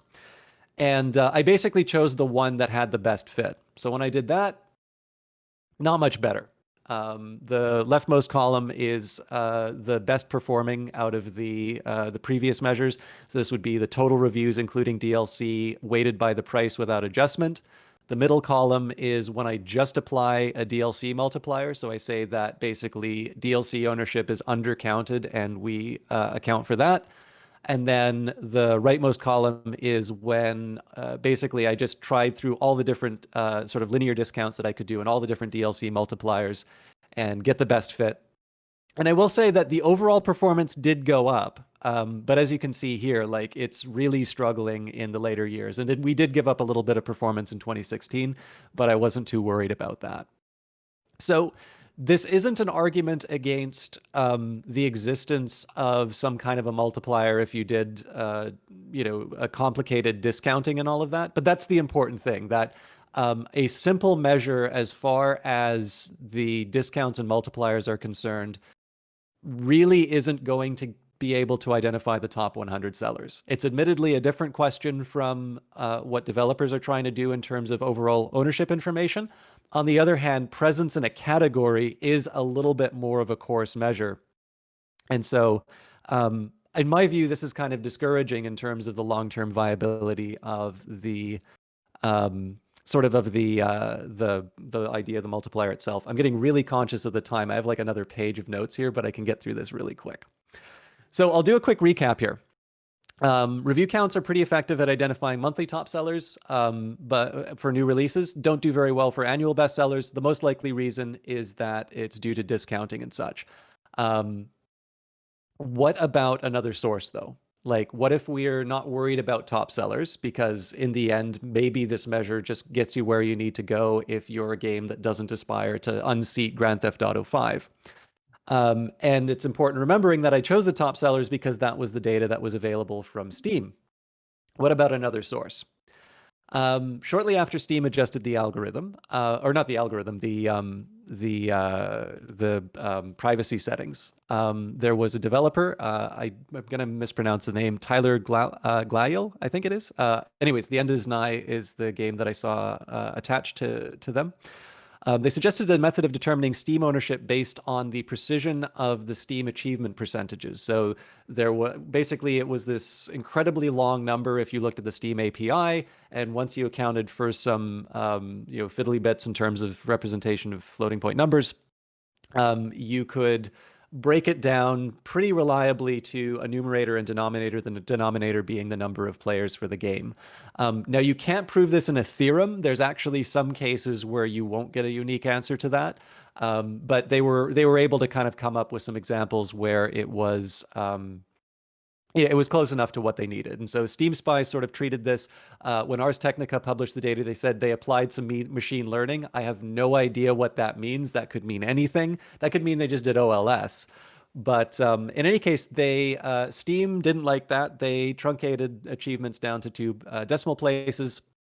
but Steam Spy did release the data for through Ars Technica. And so if you are convinced by Glalio's argument about the identification of Steam ownership, it means we basically have a census of Steam games with achievements from about summer 2018, which coincidentally is around the time that Jake did his really influential multiplier article. And so I combined that with the review data that I had. I removed the free-to-play and games without reviews, because if I'm trying to divide by reviews, you can't divide by 0. And I wound up with a database of 10,314 Steam IDs with ownership and review information. This is going to be the I'm panicking slide. So here's a bunch of stuff that came out of this. One of the reasons this blog isn't done yet is because, again, I got a lot of really good feedback about it. But here's some interesting facts that have come out of trying to mine this new data set. First of all, it's not very helpful for making decisions in 2021, but it is good for measuring the previous work that was done. One big problem that people might have with Tyler and Simon's approach is that they're convenience samples. And so basically there might be a bias because it's people who are reading their newsletters which have decided to, to respond, and that the real number, if you were to actually take a random sample, that might actually be higher or lower.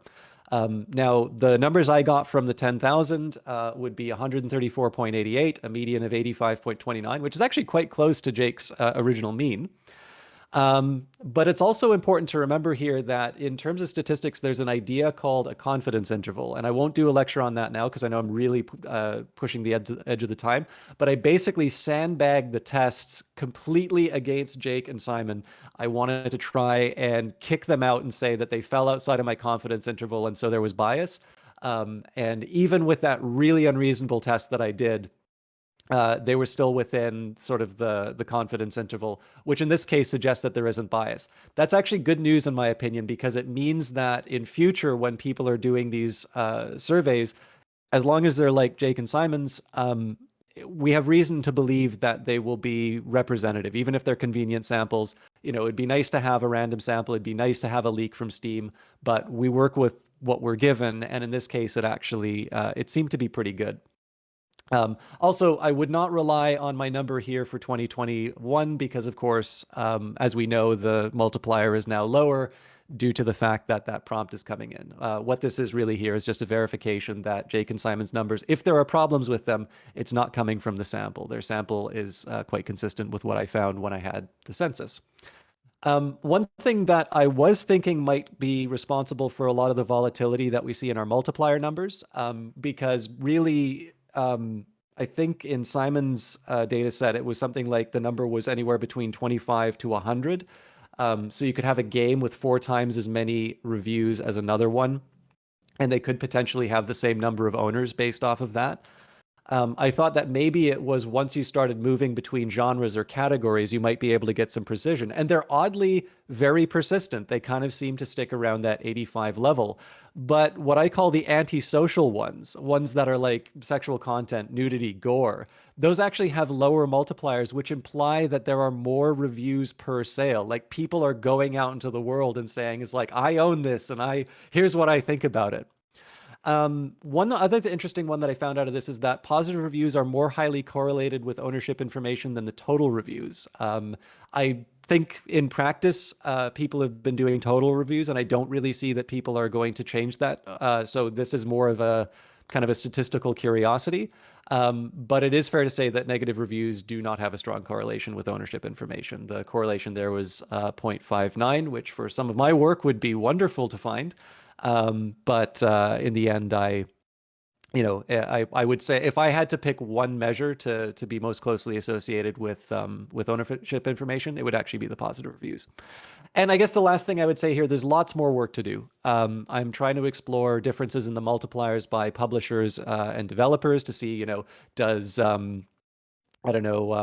Clay get a higher multiple or a lower multiple? Because, of course, indies are probably going to be looking at their peers in terms of these numbers.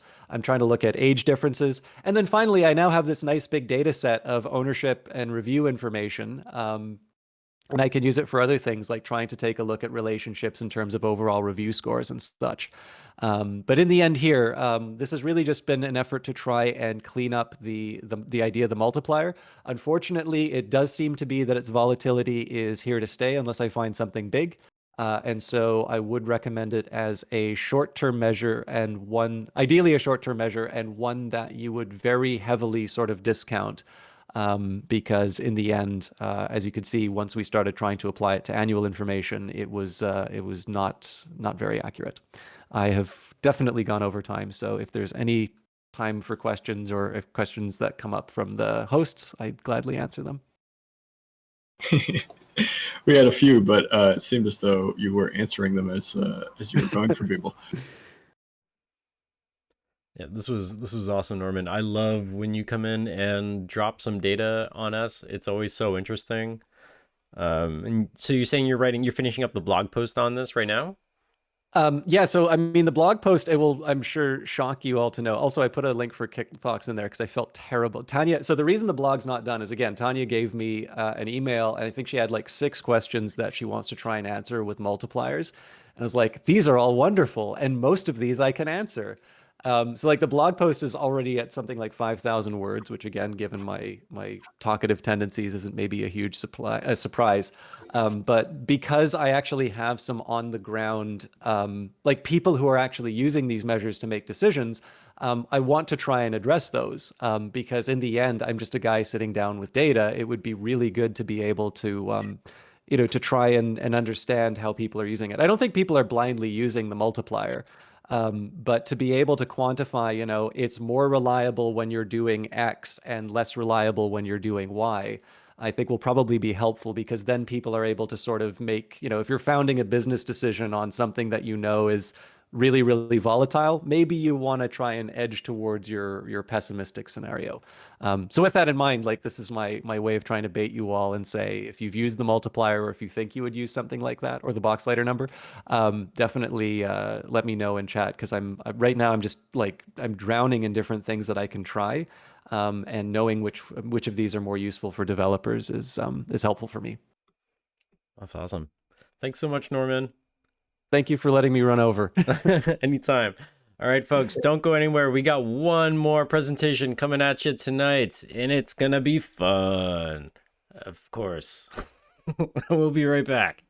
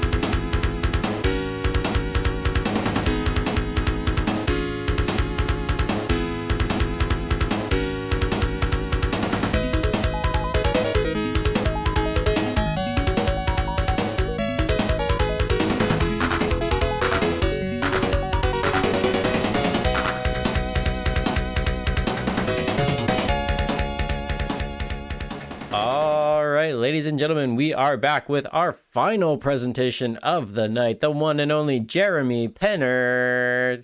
Take it away, Jeremy. Hello. So hi. Hopefully my laptop doesn't die on me like it's been doing.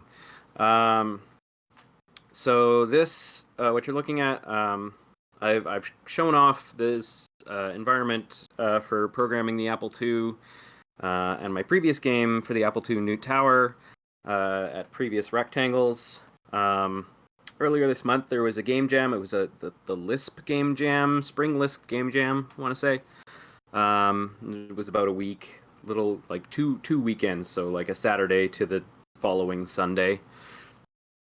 Kind of jam, and I thought, well, kind of what I have already, I have this map editor, I have a tile editor, like I have all these graphical editors and stuff, but I still have to write code.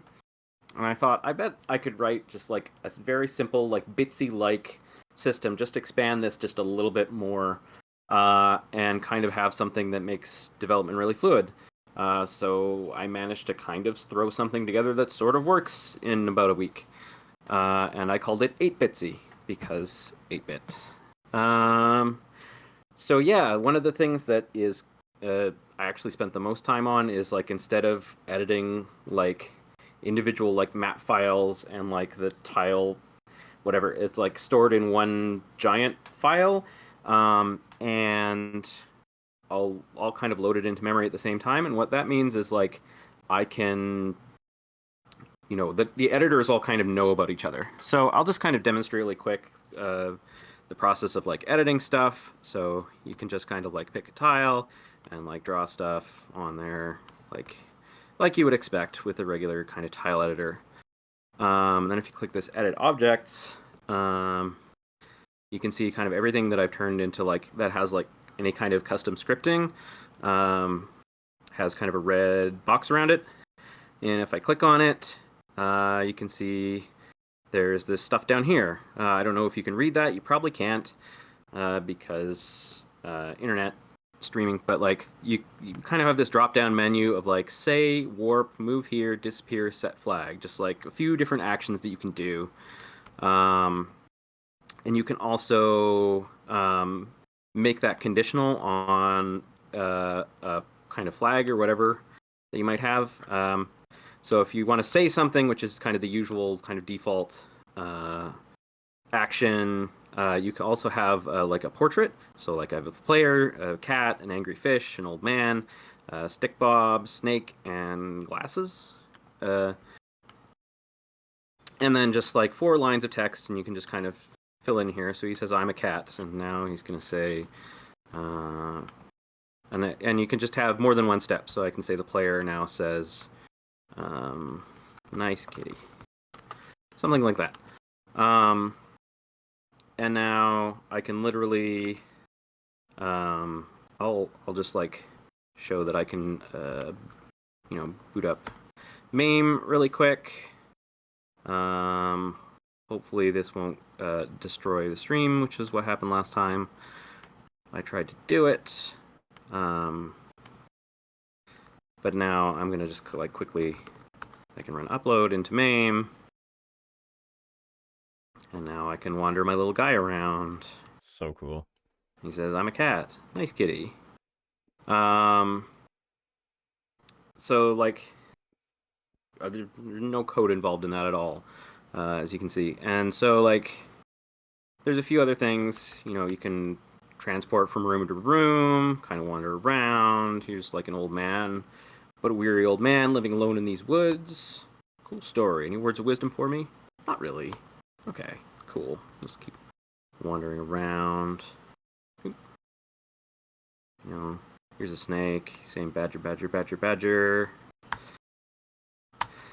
And one of the nice things about this whole system is that I can just be like super improvisational with it, in a way that like when I'm building Newt Tower is like very kind of information dense. Like it's about kind of designing, these puzzles and putting together these rooms, these little puzzle boxes or whatever, and it requires like a lot of thinking and planning out of stuff. And so like having good tooling for that wasn't as, you still needed to do the work. And so like the jump from what I had on DOS and on the 286, where I was doing kind of level design on paper, and having the nicer tools wasn't as big a leap. But now I'm just going to jump back to my editor here. But now I can just like go in and be like, okay, well, chat, throw something out, like anything. I just literally created a new room, and I was like, okay, well, I had a house, and like now I, have trees, and like, I don't know, maybe, I had a river, I don't know, maybe I'll draw some mountains or something. See what I can do about that. Maybe just kind of like make these weird blue mountains or something. Oh shit, this is the blank tile. We're getting some calls in the chat to see a frog. Frog, yes, absolutely. Okay. Charming. Frog is great. Charming frog. So like, I don't know what I'm doing. I'm not a pixel artist. So like, it's like a frog head, but it's maybe too low. I need to bring him up.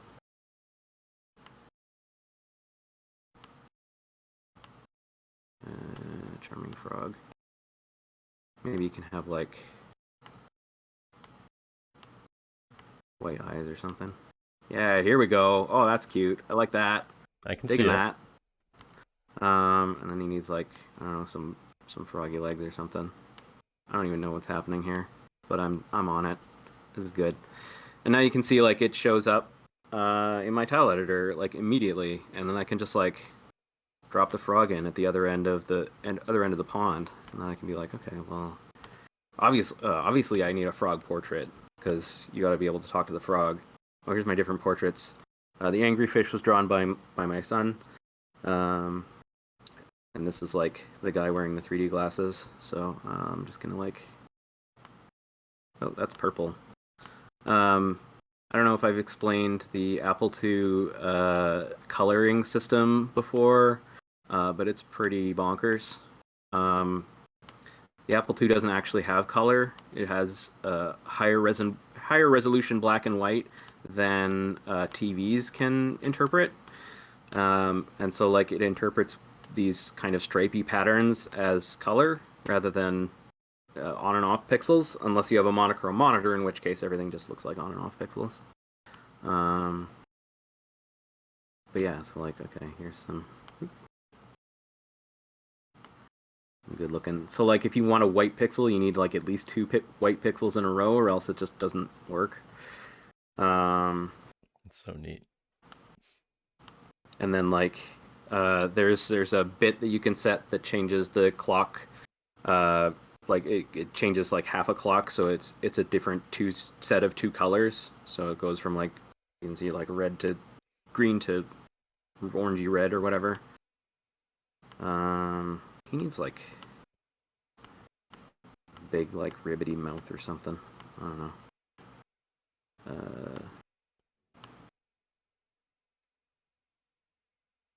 Yeah, I don't know what that is, but I love it. I'm already there. I'm on board with this. He needs like webbed feet somehow, and I don't think that's going to be a thing that works, but it's a very yeah, sure. charismatic frog. Yeah, I'm into it. This is working for me. Okay, and then I need to give it like a name. Charismatic frog. So one of the nice things about like everything being generated is like, and the way my assembler works, is it's all based on data structures rather than like writing out a text file and then assembling the text file or parsing it. So like I don't give a fuck if things have space in the name or whatever. That's fine. It's not a problem at all. Okay, so I have charismatic frog. So new step. Charismatic frog, and now he just like immediately shows up as a portrait. That just works And Charismatic Frog says...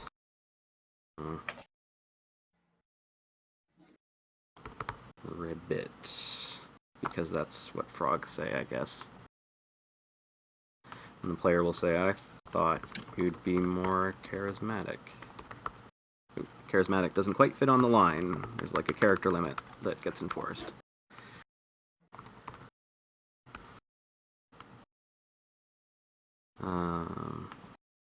Yeah, sure.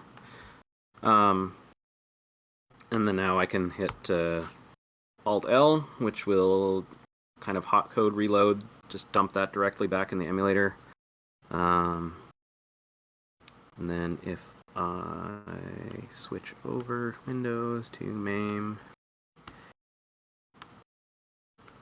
can kind of wander over,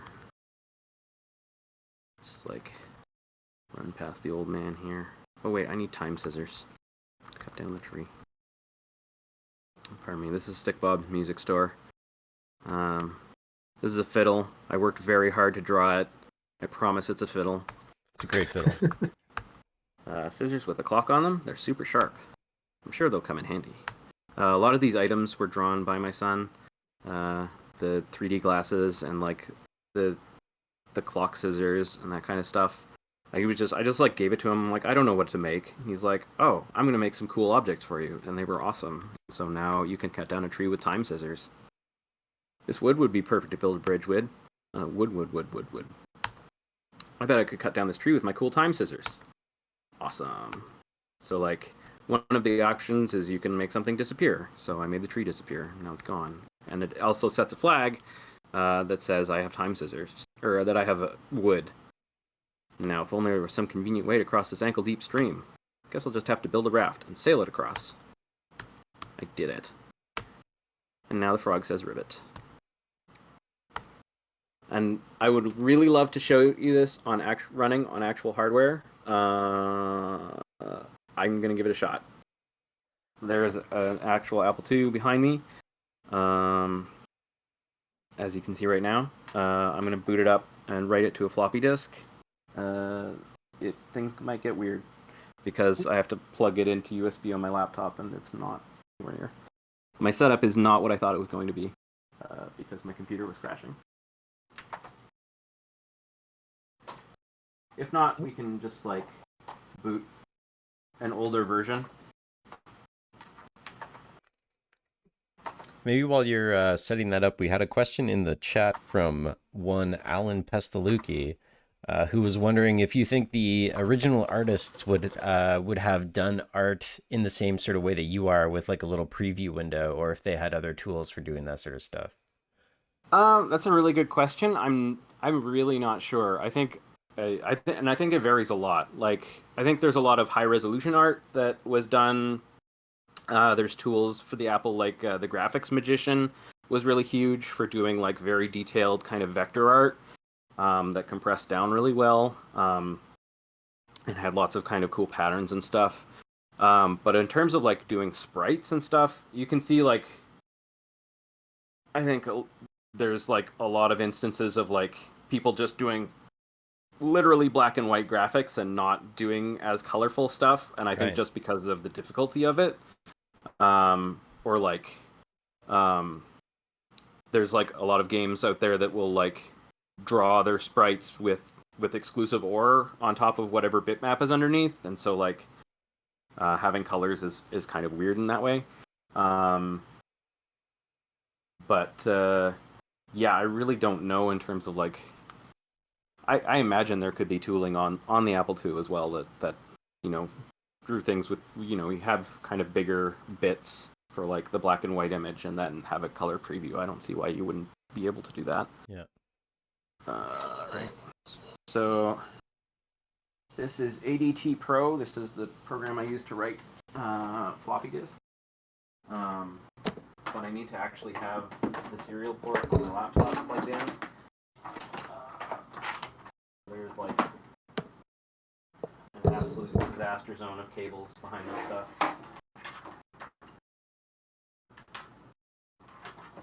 Let me know if you can't hear me. Cool.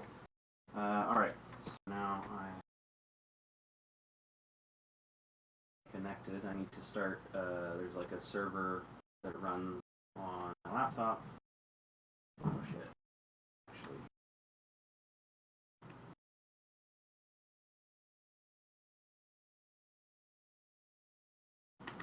So every time I do a build, I actually generate a image because it's so fast to do. So I don't have to like, every time I even like sync to MAME or anything like that, I don't have to do anything special. I just always have an up-to-date build that will run on hardware, which is nice. This floppy that I'm going to be writing to, I'm going to write to side B.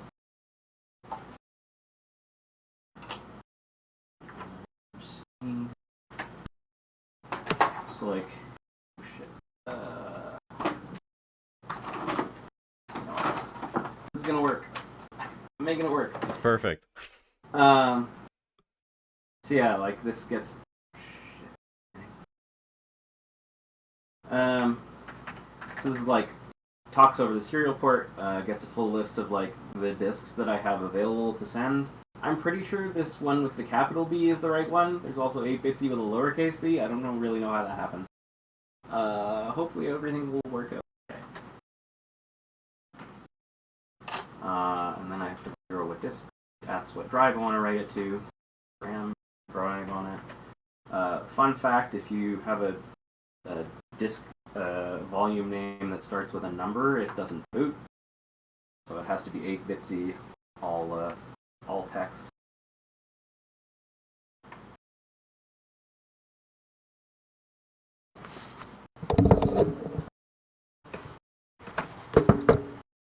Bring my mic over.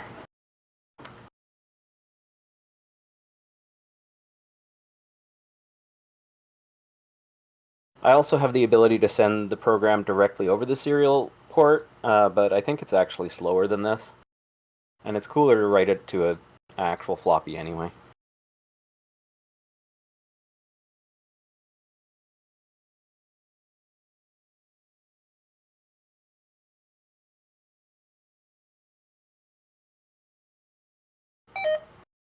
Complete with errors. Yeah, this disk is starting to go bad. So again, hopefully everything is fine.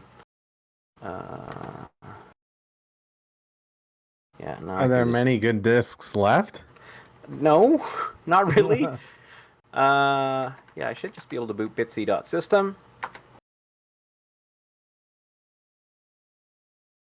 And there we are. There's the game. So now I can go over here. I'm a cat. Nice kitty. So you can see this is the version that I literally just wrote. Oh, I broke the vase. Another empty pot. Let's go find our frog. I really should have had like a cheat code that lets me skip over the water, but oh well. You can see the frog sprite.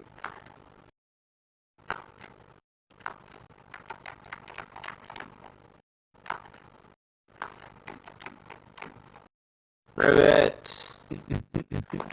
So, love it. So yeah, and it's really fun to mess with, and it's still like in this weird already usable for like non-dorks, except also has super lots of rough edges. So like in order to actually bring out the editor, you have to control shift P tabs or anything. Legionnaire or something. Like I feel like it's in a ways like there's a, you know, I'm pretty sure like, when I have it set up with all the editors, like I could probably hand this my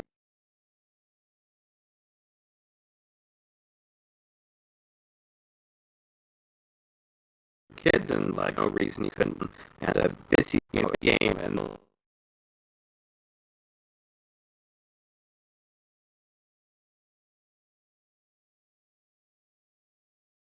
consider whatever, and it was like you still needed to write assembly at the end of the extra effort to, have something really accessible and had like. All right, there we go. We should be live now.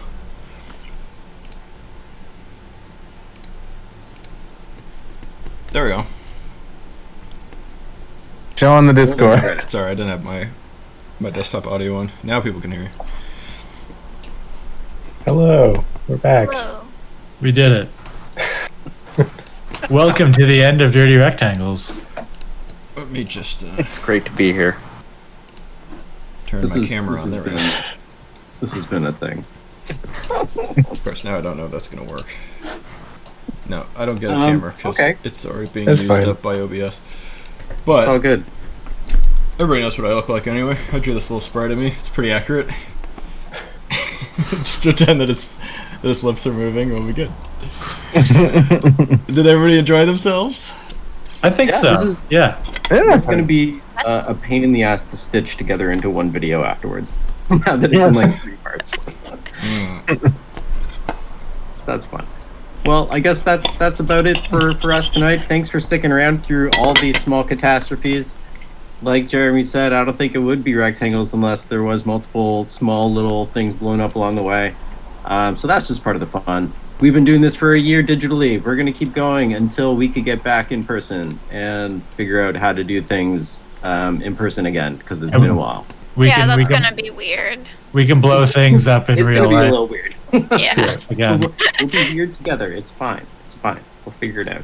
Derek can blow up in real life. Well, we'll see. If you want to get on the show, you can find us on the internets at Dirty Rectangles on Twitter or at rectangles_TO for the Toronto crew. Hit us up there and you can find us there and jump on our show. You could also just jump on our Discord if you go to dirtyrectangles.com/Discord or dirtyrectangles.com/TV, and you'll be able to watch this sometime tomorrow. Any last words from anyone else here? Nah. No. No. Nope. Ribbit. It's been a day. It's been Ribbit. This charming frog. Keep going. That was good. Are you gonna sing us out? Sorry, I'm trying. I don't remember the rest of the words of this charming man. I'm sorry. Oh, okay. Well, James, do you have a video for us? I'm trying to queue up the credits, but I can't find it now for some reason. This is a very professional show we got going on over here. Hope everyone's been enjoying it.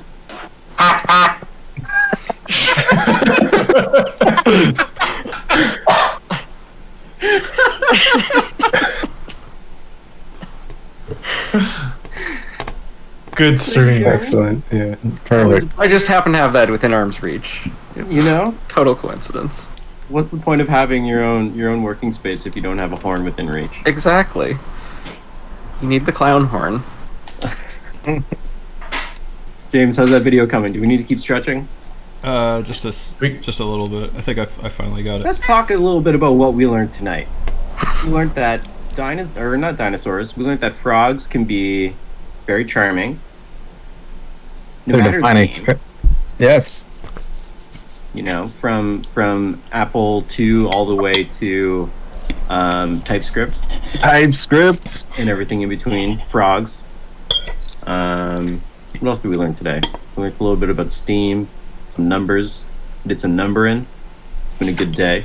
That was a good one. You know what I like we that should one a get? lot. You guys ever watch Romper Room? No. You know, at the end of Romper Room, No. she would hold up a big mirror and be like, I can see who's in our chat here. I can see Chris Seasons and Alan Pestalozzi and Commander Root and Geo77 and Mr. M Weeb and Nasty Old Wizard. I see you in particular. We should do that bit for next time. Even though I just did it, but we could do it better next time. I'm all ready to go now, Derek. I just don't want to cut into your. I just don't want to cut into your your patented Derek Ledoux stretching. We will be back next month with more video games. Thank you, everybody. Thank you, Internet. Thank you, friends. We'll see you soon. Bye, everybody. Bye. I'm waving. Trust me. Hold on. I think it's still us. Yeah, hold on. I don't know how to use studio mode.